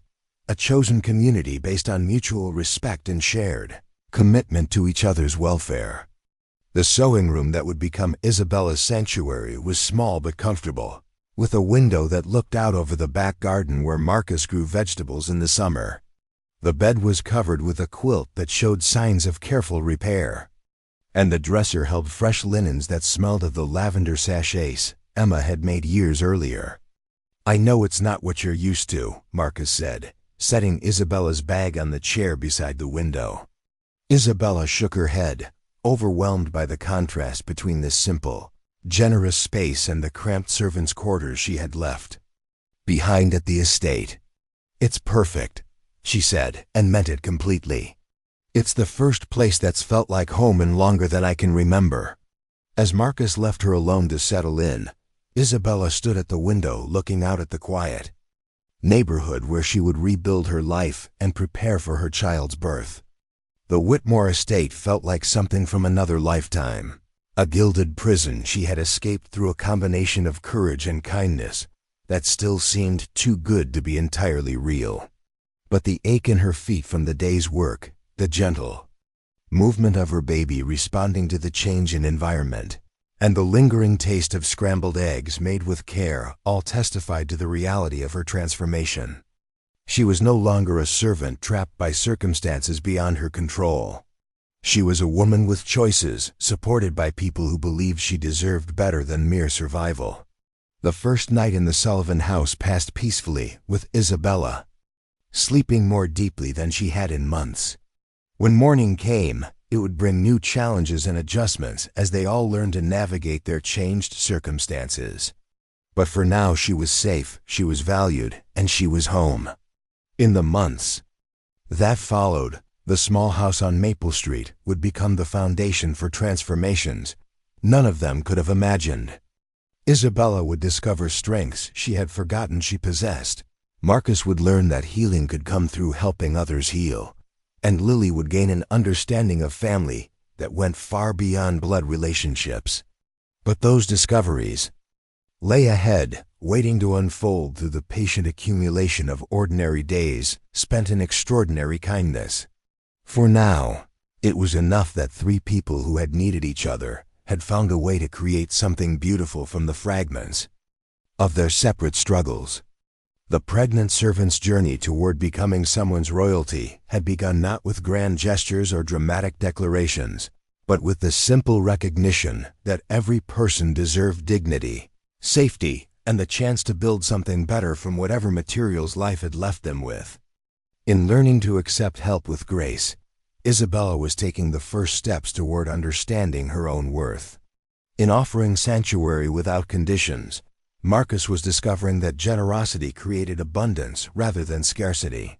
And in witnessing both transformations, Lily was learning lessons about love and family that would shape her own character for years to come. The foundation had been laid for something remarkable, built from ordinary materials but strengthened by extraordinary commitment to the radical idea that people's worth was not determined by their circumstances, and that sometimes the most profound revolutions began with someone simply deciding that kindness was more important than convention. They were becoming a family in the truest sense of the word, not through blood or law, but through the daily choice to care for each other's welfare as if it were their own. And in that choice, all of their futures were being quietly but irrevocably transformed. The first month at the Sullivan house passed like a gentle awakening from a nightmare Isabella had grown accustomed to calling normal life. January brought snow that blanketed the modest neighborhood in pristine white, transforming even the most ordinary houses into something magical when viewed through frost-covered windows. Isabella found herself standing at the sewing room window each morning, watching the world emerge from darkness with a sense of wonder she hadn't felt since childhood. The rhythms of the household had adjusted to accommodate her presence with surprising ease. Marcus left each morning at 7:30 to return to his workshop, having completed the Whitmore armoire restoration from his own studio rather than returning to the estate. Lily departed for school at 8:15 with the confident stride of a child who knew she was loved and expected to succeed. Isabella spent the quiet morning hours preparing for the baby, reading the pregnancy books Marcus had brought home from the library, and slowly reclaiming parts of herself that had been buried beneath months of survival-focused existence. The transformation was subtle but profound. Her face had lost the pinched quality of constant anxiety, replaced by the soft glow that came from adequate rest and proper nutrition. The baby had grown noticeably, responding to reduced stress with increased activity that Isabella had learned to interpret as healthy development rather than cause for concern. Most remarkably, she had begun to laugh again, surprised by Lily's observations about the world and charmed by Marcus's dry humor during their evening conversations. It was during one of these peaceful mornings that the first storm cloud appeared on their carefully constructed horizon. Isabella was folding laundry in the living room, a task she had claimed as her contribution to the household, despite Marcus's protests that she was their guest rather than unpaid labor, when a black sedan pulled into the driveway with the kind of deliberate precision that suggested official business rather than social visits. Through the window, she watched a woman in an expensive coat emerge from the driver's seat, her movements carrying the particular authority that came from institutional power backed by unlimited resources. The woman was perhaps 50, with steel gray hair arranged in a style that had probably been fashionable during her youth and maintained through sheer force of will. Her face bore the kind of practiced neutrality that marked people accustomed to delivering unwelcome news while maintaining professional distance from its emotional impact. When she approached the front door, her stride conveyed the confidence of someone who expected compliance rather than cooperation. Isabella's hands stilled on the small shirt she had been folding, one of several items Marcus had quietly purchased for the baby without making a show of his generosity. Her heart began beating faster as she recognized the type of person standing on their doorstep, someone with the power to disrupt carefully constructed peace through the application of rules and regulations that favored established order over individual welfare. The doorbell rang with crisp authority, followed by knocking that was firm without being aggressive. Isabella remained frozen in the living room, uncertain whether answering the door would make the situation better or worse, when she heard the woman's voice calling through the wood. "Miss Vasquez? My name is Margaret Thornfield from the Department of Children and Family Services. I need to speak with you about your current living arrangements." The words hit Isabella like physical blows, each one carrying implications that threatened to destroy the fragile stability she had only recently begun to trust. Child services involvement meant questions about her fitness as a parent, investigations into Marcus's background, and quite possibly the kind of bureaucratic intervention that could separate her from her baby before she even had the chance to prove her capabilities as a mother. Isabella approached the door with legs that felt unsteady, her mind racing through possible explanations for how the authorities had located her so quickly. The Whitmores possessed the kind of social connections that extended into every level of government and law enforcement, and their influence could easily reach agencies responsible for child welfare if they chose to weaponize concern for her unborn baby. "Mrs. Thornfield," Isabella said through the door, her voice steadier than she felt. "May I ask what this is regarding?" "I'd prefer to discuss this matter face to face, Miss Vasquez. May I come in?" The request was phrased politely, but Isabella understood it carried the weight of official authority that made refusal both difficult and potentially damaging to her case. She opened the door with trembling hands, stepping back to allow the social worker entry into the home that had become her sanctuary. Margaret Thornfield entered with the practiced assessment skills of someone who had evaluated countless living situations for their suitability in housing vulnerable populations. Her gaze swept the living room quickly but thoroughly, taking in the evidence of family life. Lily's homework spread across the coffee table, photographs that testified to years of genuine affection, the general cleanliness and order that spoke of responsible adults maintaining a stable environment. "You have a lovely home here," Mrs. Thornfield said, settling onto the couch with the kind of casual authority that transformed any space into her temporary office. "How long have you been living with Mr. Sullivan and his daughter?" The question was clearly designed to elicit information about the timeline of Isabella's residence, possibly as part of a larger investigation into the circumstances that had brought her there. Isabella chose her words carefully, understanding that everything she said would be documented and potentially used to make decisions about her future and her baby's welfare. "A few weeks," she said, remaining standing despite Mrs. Thornfield's gesture toward the opposite chair. "Mr. Sullivan offered me temporary accommodation while I prepare for my baby's birth." "And what is the nature of your relationship with Mr. Sullivan? Are you romantically involved?" The blunt question caught Isabella off guard, though she supposed it was natural for investigators to want clarity about household dynamics when a child's welfare was potentially at stake. The assumption that her presence in Marcus's home must indicate some kind of inappropriate relationship revealed the social worker's experience with situations where vulnerable women exchanged intimate companionship for basic security. "No," Isabella said firmly. "Mr. Sullivan has been extraordinarily kind, but our relationship is entirely appropriate." I help with some household tasks, and he's provided me with safe housing during a difficult time." Mrs. Thornfield made notes in a leather portfolio, her expression revealing nothing about whether she found Isabella's explanation credible or suspicious. The silence stretched between them, heavy with unspoken judgments and the kind of institutional power that could reshape lives through the stroke of a pen. "Miss Vasquez," Mrs. Thornfield said finally, "I'm going to be direct with you because I believe honesty serves everyone's interests better than diplomatic evasion. We've received a complaint about your current living situation from someone who claims to be concerned about your welfare and that of your unborn child." Isabella's stomach dropped as the implications of the statement became clear. The Whitmores had indeed reached out to authorities, framing their interference as concern for her well-being, rather than retaliation for her escape from their control. It was exactly the kind of sophisticated manipulation that wealthy people use to weaponize social services against those who defied their will. "What kind of complaint?" Isabella asked, though she suspected she already knew the answer.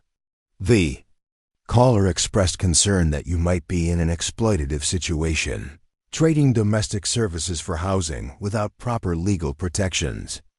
They also suggested that your pregnancy might be the result of an inappropriate relationship with your current host, and that the child's welfare could be at risk if proper oversight isn't established. Each accusation was carefully crafted to sound like legitimate concern while painting Isabella as either a victim of exploitation or an irresponsible woman whose poor judgment endangered her unborn child. The Whitmores had chosen their strategy brilliantly, using the very system designed to protect vulnerable people as a weapon to force Isabella back under their control. "Mrs. Thornfield," Isabella said, fighting to keep her voice calm despite the panic rising in her chest, "I can assure you that neither of those concerns reflects reality. I'm here voluntarily, I'm treated with complete respect, and my baby's welfare is my highest priority. I'm sure you believe that." Mrs. Thornfield replied in the tone of someone who had heard similar assurances from countless women in compromised situations. "However, my responsibility is to conduct a thorough investigation to ensure that all parties are protected, including your unborn child." The phrase "unborn child" carried particular weight in the context of government intervention, suggesting the possibility that authorities might determine Isabella unfit to make decisions about her own pregnancy or future parenting arrangements. Isabella had heard horror stories about women whose babies were removed at birth due to living situations deemed inappropriate by social workers who understood poverty better than they understood survival. "What does your investigation involve?" Isabella asked, dreading the answer but needing to understand what she was facing. "I'll need to interview Mr. Sullivan and his daughter separately to get their perspectives on your arrangement. I'll also need to see your living quarters, review any documentation regarding your employment or income, and assess the overall suitability of this environment for a newborn infant." The list of requirements felt like a prison sentence disguised as bureaucratic procedure. Isabella understood that every aspect of her new life would be scrutinized by someone whose job required finding problems, rather than recognizing solutions, whose professional survival depended on identifying risks rather than celebrating successes. "Mrs. Thornfield," Isabella said, making a decision that surprised her with its courage, "before you continue your investigation, I think you should know something about the people who filed this complaint." The social worker's pen paused above, her portfolio, her expression shifting to indicate professional interest in additional information that might affect her assessment of the situation. "I was employed as a domestic servant by the Whitmore family until recently," Isabella continued, her voice growing stronger as she committed to telling the truth regardless of its potential consequences. "My employment ended when I refused to agree to an adoption arrangement they had made for my baby without my consent. I suspect their complaint to your agency is motivated by anger over my departure rather than genuine concern for my welfare." Mrs. Thornfield's expression changed subtly as she processed this information, her professional instincts apparently. Recognizing the pattern of wealthy families using institutional power to control former employees who had somehow displeased them. That's a serious allegation, Miss Vasquez. Do you have any documentation to support your claims about your former employment? Isabella felt her heart sink as she realized the weakness of her position.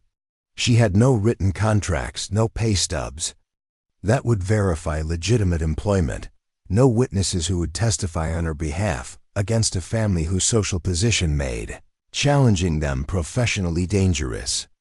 I was paid in cash, she admitted, understanding how suspicious this would sound to someone trained to identify exploitation. The Whitmores prefer to handle domestic arrangements informally. Before Mrs. Thornfield could respond to this admission, the sound of a truck pulling into the driveway announced Marcus's unexpected return home. Isabella felt a mixture of relief and anxiety at his arrival, grateful for his support, but concerned about how his presence might complicate an already difficult situation. Marcus entered through the front door with the relaxed confidence of someone coming home to a peaceful household, but his expression shifted immediately when he noticed the official visitor sitting in his living room. His gaze moved quickly between Isabella's pale face and Mrs. Thornfield's professional demeanor, his experience as a single father apparently providing him with enough context to understand the general nature of what was occurring. "Mr. Sullivan, Mrs.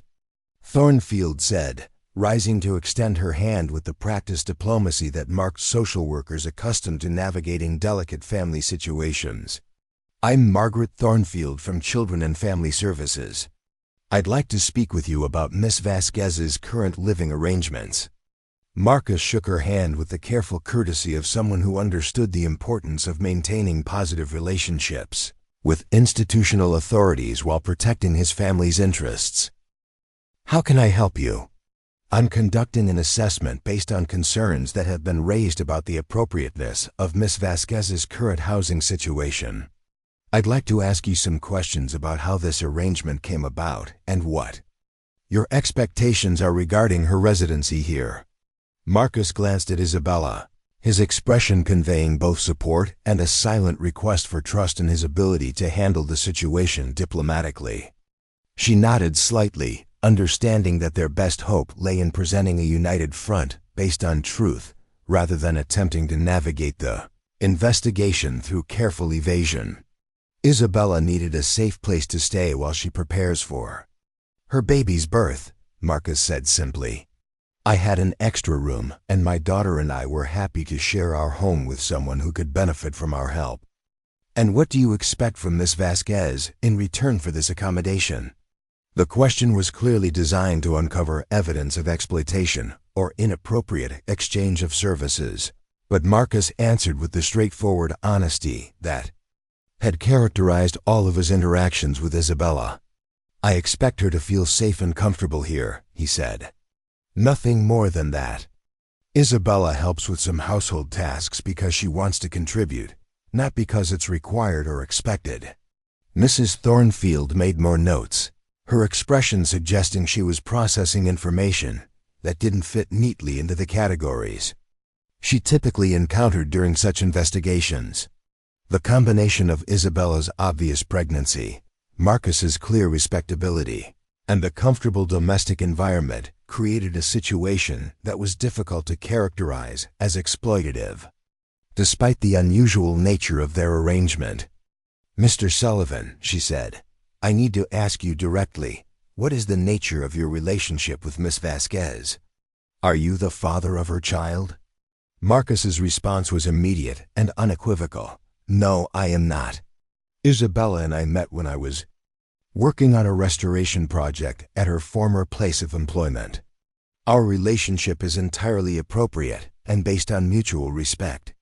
And you're comfortable having a pregnant woman you barely know living in your home with your young daughter?" The question carried implications about judgment and child safety that could affect Marcus's custody of Lily if answered poorly.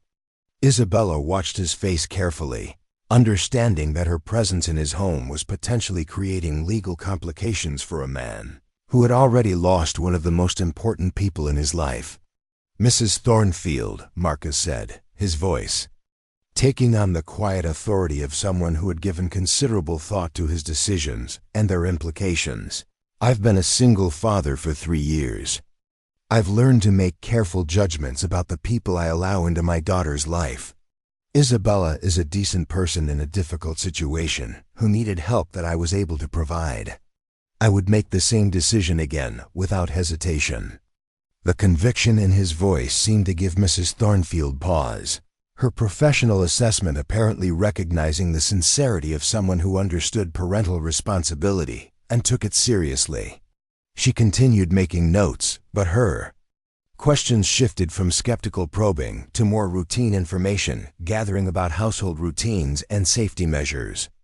The interview continued for another 30 minutes, covering topics ranging from sleeping arrangements to financial responsibilities to emergency procedures for medical situations during Isabella's pregnancy.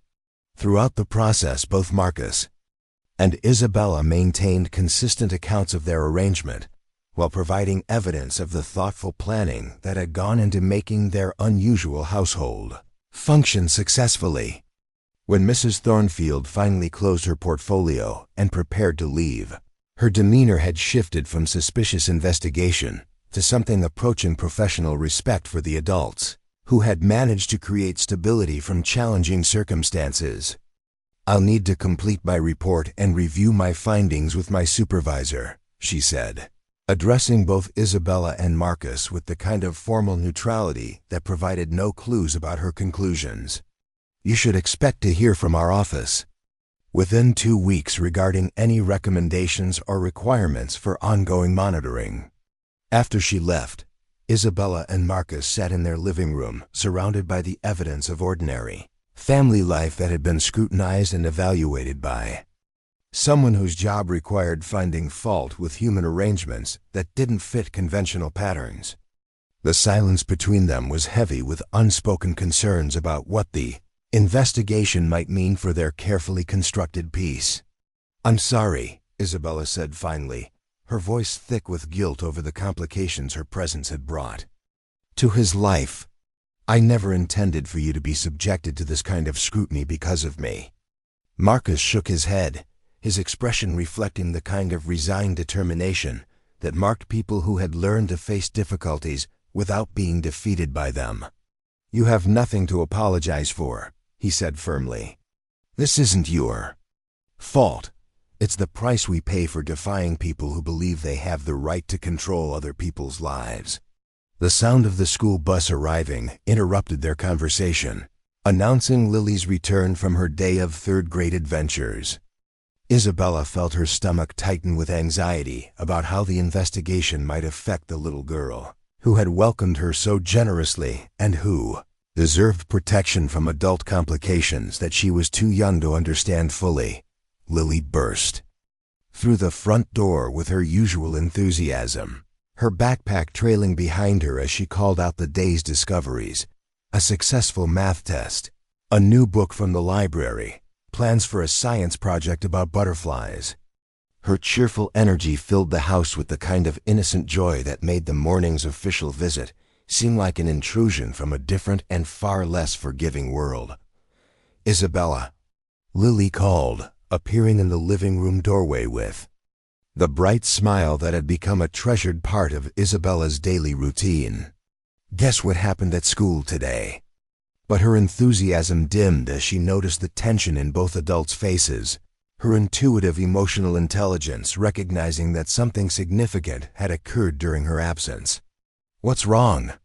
she asked, moving closer to Isabella with the protective instincts that had apparently inherited from her father. "Did something happen to the baby?" Isabella's heart ached at the immediate assumption that any problem would center on the pregnancy that had become important to Lily as her own family's expansion. The little girl's investment in the baby's welfare had grown steadily over the past month, expressed through careful inquiries about nutrition and development, and excited plans for teaching the infant about everything from reading to riding bicycles. "The baby's fine," Isabella assured her quickly. We just had a visitor today who wanted to ask some questions about our family arrangements. Lily's expression shifted to the kind of serious consideration she typically reserved for complex problems requiring adult-level thinking. Her gaze moved between Isabella and her father, clearly sensing the gravity of whatever had transpired without fully understanding its implications. Questions about what? She asked with the direct approach that had served her well in previous encounters with confusing adult behavior. Marcus knelt down to meet his daughter at eye level, his expression carrying the careful balance of honesty and protection that marked his approach to difficult conversations with her.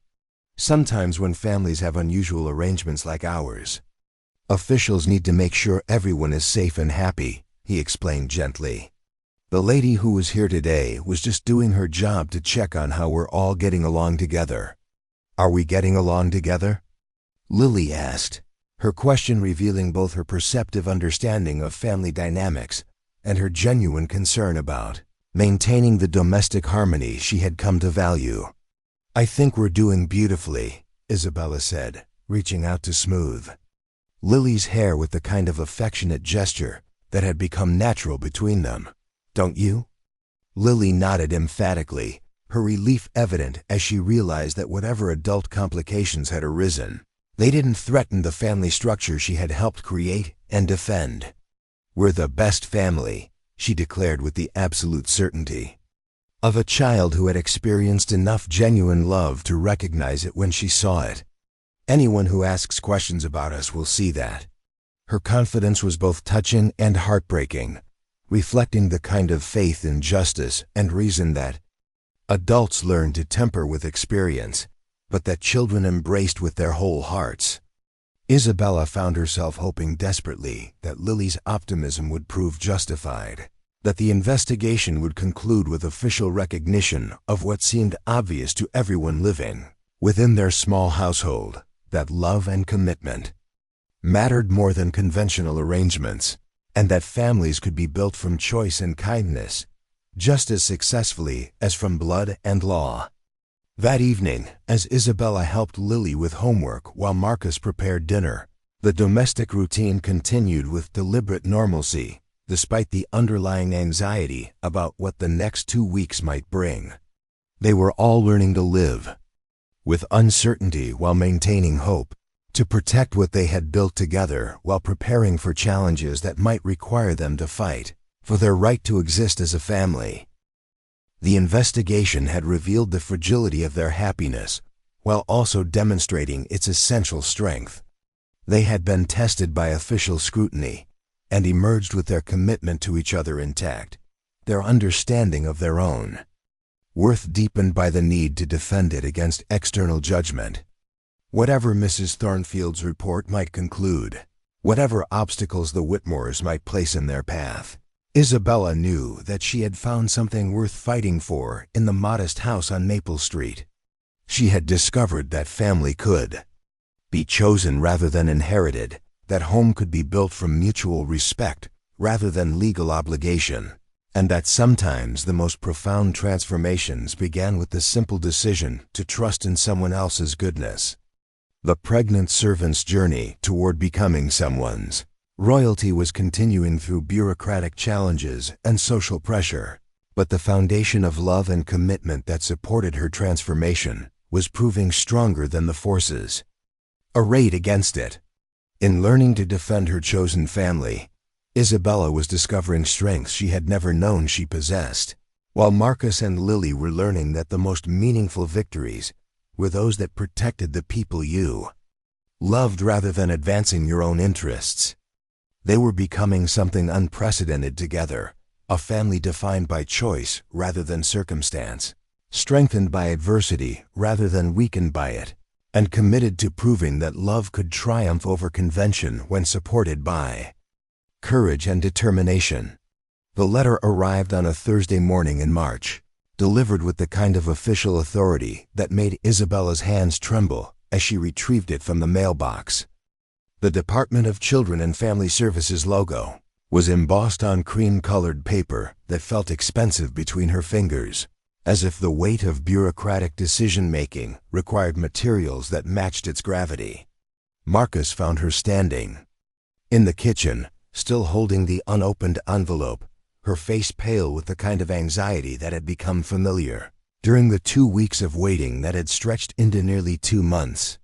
Her pregnancy was now unmistakably advanced, her belly round with the promise of new life that had somehow become entangled with government assessments of her fitness to nurture that life. "Whatever it says," Marcus said quietly, taking the letter from her unsteady hands, "we'll face it together." He opened the envelope with deliberate care, unfolding the single sheet of official correspondence that would determine whether their carefully constructed family could continue to exist or would be scattered by institutional intervention. Isabella watched his face as he read, searching for clues about their fate in the subtle changes of his expression. "Mrs. Thornfield's report recommends that no further monitoring or intervention is required," Marcus said, his voice carrying a note of disbelief that matched Isabella's own shock. "She concludes that the current living arrangement provides a stable and nurturing environment for both you and your unborn child." The relief was so overwhelming that Isabella had to sit down at the kitchen table, her legs suddenly unable to support the weight of emotions she had been carrying for weeks. The baby responded to her elevated stress with increased movement, as if celebrating the news that their small family would be allowed to remain intact. "She also notes," Marcus continued, his tone becoming more thoughtful, "that the complainants who initiated the investigation declined to provide their identities or participate in follow-up interviews when contacted by the department. Apparently, anonymous complaints carry less weight when the accusers aren't willing to stand behind their claims publicly." Isabella understood immediately what had happened. The Whitmore's influence extended far enough to initiate bureaucratic harassment, but not far enough to withstand official scrutiny that might reflect back on their own reputations. They had gambled that government intervention would force Isabella to return to their control, but they hadn't been prepared to defend their accusations when challenged by professionals who understood manipulation. The victory felt both complete and fragile, a reminder that their happiness existed at the intersection of personal choice and social tolerance, dependent on the continued goodwill of institutions that could change their minds as easily as they had reached their current conclusion. 3 weeks later, Isabella went into labor on a Tuesday evening while helping Lily with a science project about plant growth. The first contraction hit during an explanation of photosynthesis, doubling her. Over the kitchen table where they had spread seeds and soil across newspaper that would need to be cleaned up before anyone could think about dinner. "Dad," Lily called, her voice carrying the kind of urgent authority that brought Marcus running from his workshop. "Isabella's making the face from the baby books." Marcus appeared in the kitchen doorway still wearing his work apron, took one look at Isabella's expression, and shifted into the calm efficiency that had served him well during previous family emergencies. He helped Isabella to the couch while Lily gathered the hospital bag they had packed weeks earlier, the three of them moving with the kind of coordinated purpose that marked families who had learned to function as a unit. The drive to the hospital passed in a blur of contractions and encouragement, with Lily holding Isabella's hand from the back seat while providing a steady stream of reassuring observations about the normal nature of childbirth and the excellent qualifications of modern medical professionals. Her matter-of-fact approach to the situation was both comforting and amusing, transforming what could have been a frightening experience into something closer to a family adventure.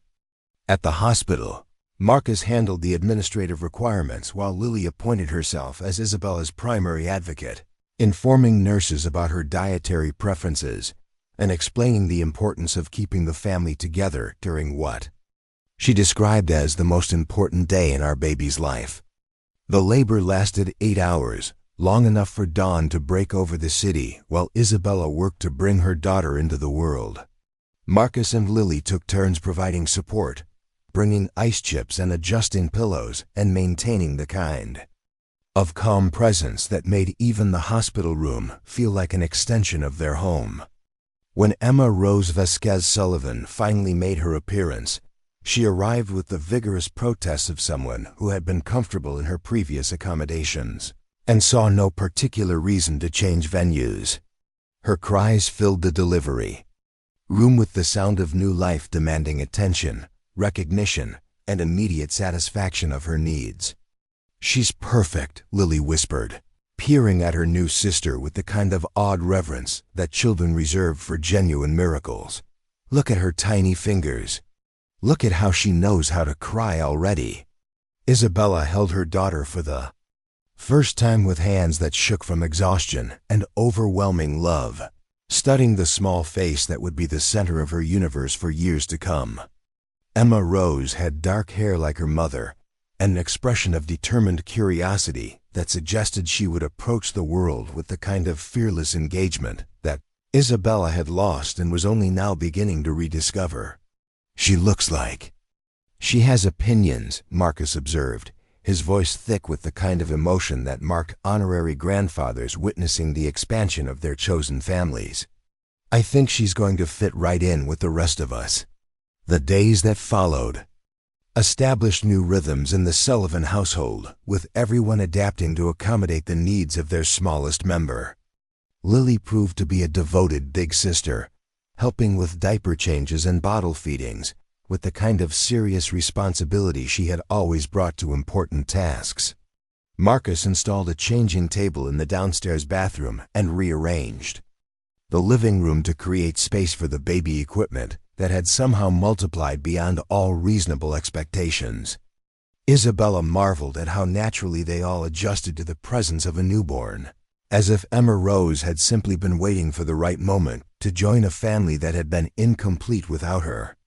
The late-night feedings became opportunities for quiet conversation between Isabella and Marcus, sharing the kind of intimate domestic moments that built deeper connections than grand romantic gestures ever could. It was during one of these midnight encounters, with Emma Rose sleeping peacefully in Isabella's arms after a successful feeding, that Marcus made an observation that changed everything. "I've been thinking," he said quietly, careful not to wake, "either Lily or the baby, about what happens next. About what kind of future we want to build together." Isabella looked up from contemplating her daughter's sleeping face, suddenly aware that they had reached another threshold requiring decisions about the shape of their shared life. The immediate crisis of pregnancy and birth had been resolved, but the larger question of their long-term arrangements remained unaddressed. "I don't want this to end," Marcus continued, his voice carrying the kind of careful honesty that marked conversations about uncertain futures. "I don't want you to feel pressured to leave once you're back on your feet, and I don't want to assume you'll want to stay just because it's convenient." Isabella considered his words carefully, understanding that he was offering her something far more significant than continued housing assistance. He was proposing a permanent partnership based on mutual respect and shared commitment to their children's welfare, a chosen family that would face the future together rather than separately. "I love you," she said simply, surprised by how easily the words came now that she had finally allowed herself to acknowledge the feelings that had been growing for months. "Not because you saved me, not because I needed help, but because you're a good man who makes me want to be the best version of myself." Marcus's smile could have illuminated the entire neighborhood, radiating the kind of joy that came from having important feelings reciprocated by someone whose opinion mattered more than comfort or security. "I love you too," he replied, reaching across the space between their chairs to touch her hand, with the kind of gentle reverence reserved for precious things that had been nearly lost. "I love your strength, your kindness, the way you've made our house feel like a real home again." The conversation that followed lasted until dawn, covering practical considerations like marriage and adoption procedures alongside deeper discussions about values and dreams and the kind of life they wanted to create for Emma Rose and Lily. They talked about Isabella returning to teaching when Emma Rose was older, about expanding Marcus's restoration business to include larger projects, about buying a house with enough space for everyone to have their own rooms, while maintaining the closeness that had made their unconventional family work so well. By the time the sun rose over Millbrook, they had outlined a future that looked nothing like either of them had expected a year earlier, but everything like what they had discovered they actually wanted. It was a future built on choice rather than necessity, love rather than convenience, and the radical idea that families could be created through intention and commitment, rather than inherited through accident of birth. 6 months later, Isabella stood in the small courthouse where she and Marcus were exchanging vows in front of a judge who had seen enough troubled families to recognize genuine happiness when it appeared before her. Lily served as both flower girl and ring bearer, taking her duties seriously while Emma Rose slept peacefully in the arms of Mrs. Chun from next door, who had volunteered to help with childcare during the ceremony. The wedding was simple but meaningful, attended by the small circle of friends and neighbors, who had watched their family take shape and had chosen to support rather than judge their unconventional path to happiness. Marcus's business partner served as best man while Mrs. Rodriguez, who had become Isabella's closest friend among the neighborhood mothers, stood as her maid of honor. The vows they exchanged reflected the unique nature of their relationship, promising to honor each other's independence while building something stronger together than either could achieve alone. They pledged to raise their children with love and wisdom, to support each other's dreams and ambitions, and to face whatever challenges the future might bring with courage and unity. When the judge pronounced them husband and wife, Lily cheered with the kind of uninhibited joy that made everyone in the small courthouse smile despite themselves. Emma Rose woke up just in time to witness her parents' first kiss as a married couple, adding her own commentary in the form of cheerful babbling that everyone chose to interpret as approval. The reception was held in their backyard, with tables borrowed from the neighborhood church and food prepared by friends, who insisted that potluck dinners created the kind of authentic celebration that expensive caterers could never match. Children from the surrounding houses played games among the tomato plants, while adults shared stories and laughter under string lights that transformed the modest garden into something magical. As the evening wound down and guests began gathering children and folding chairs, Isabella found herself standing at the kitchen window watching her new husband help Lily catch fireflies in mason jars while Emma Rose dozed in her carrier nearby.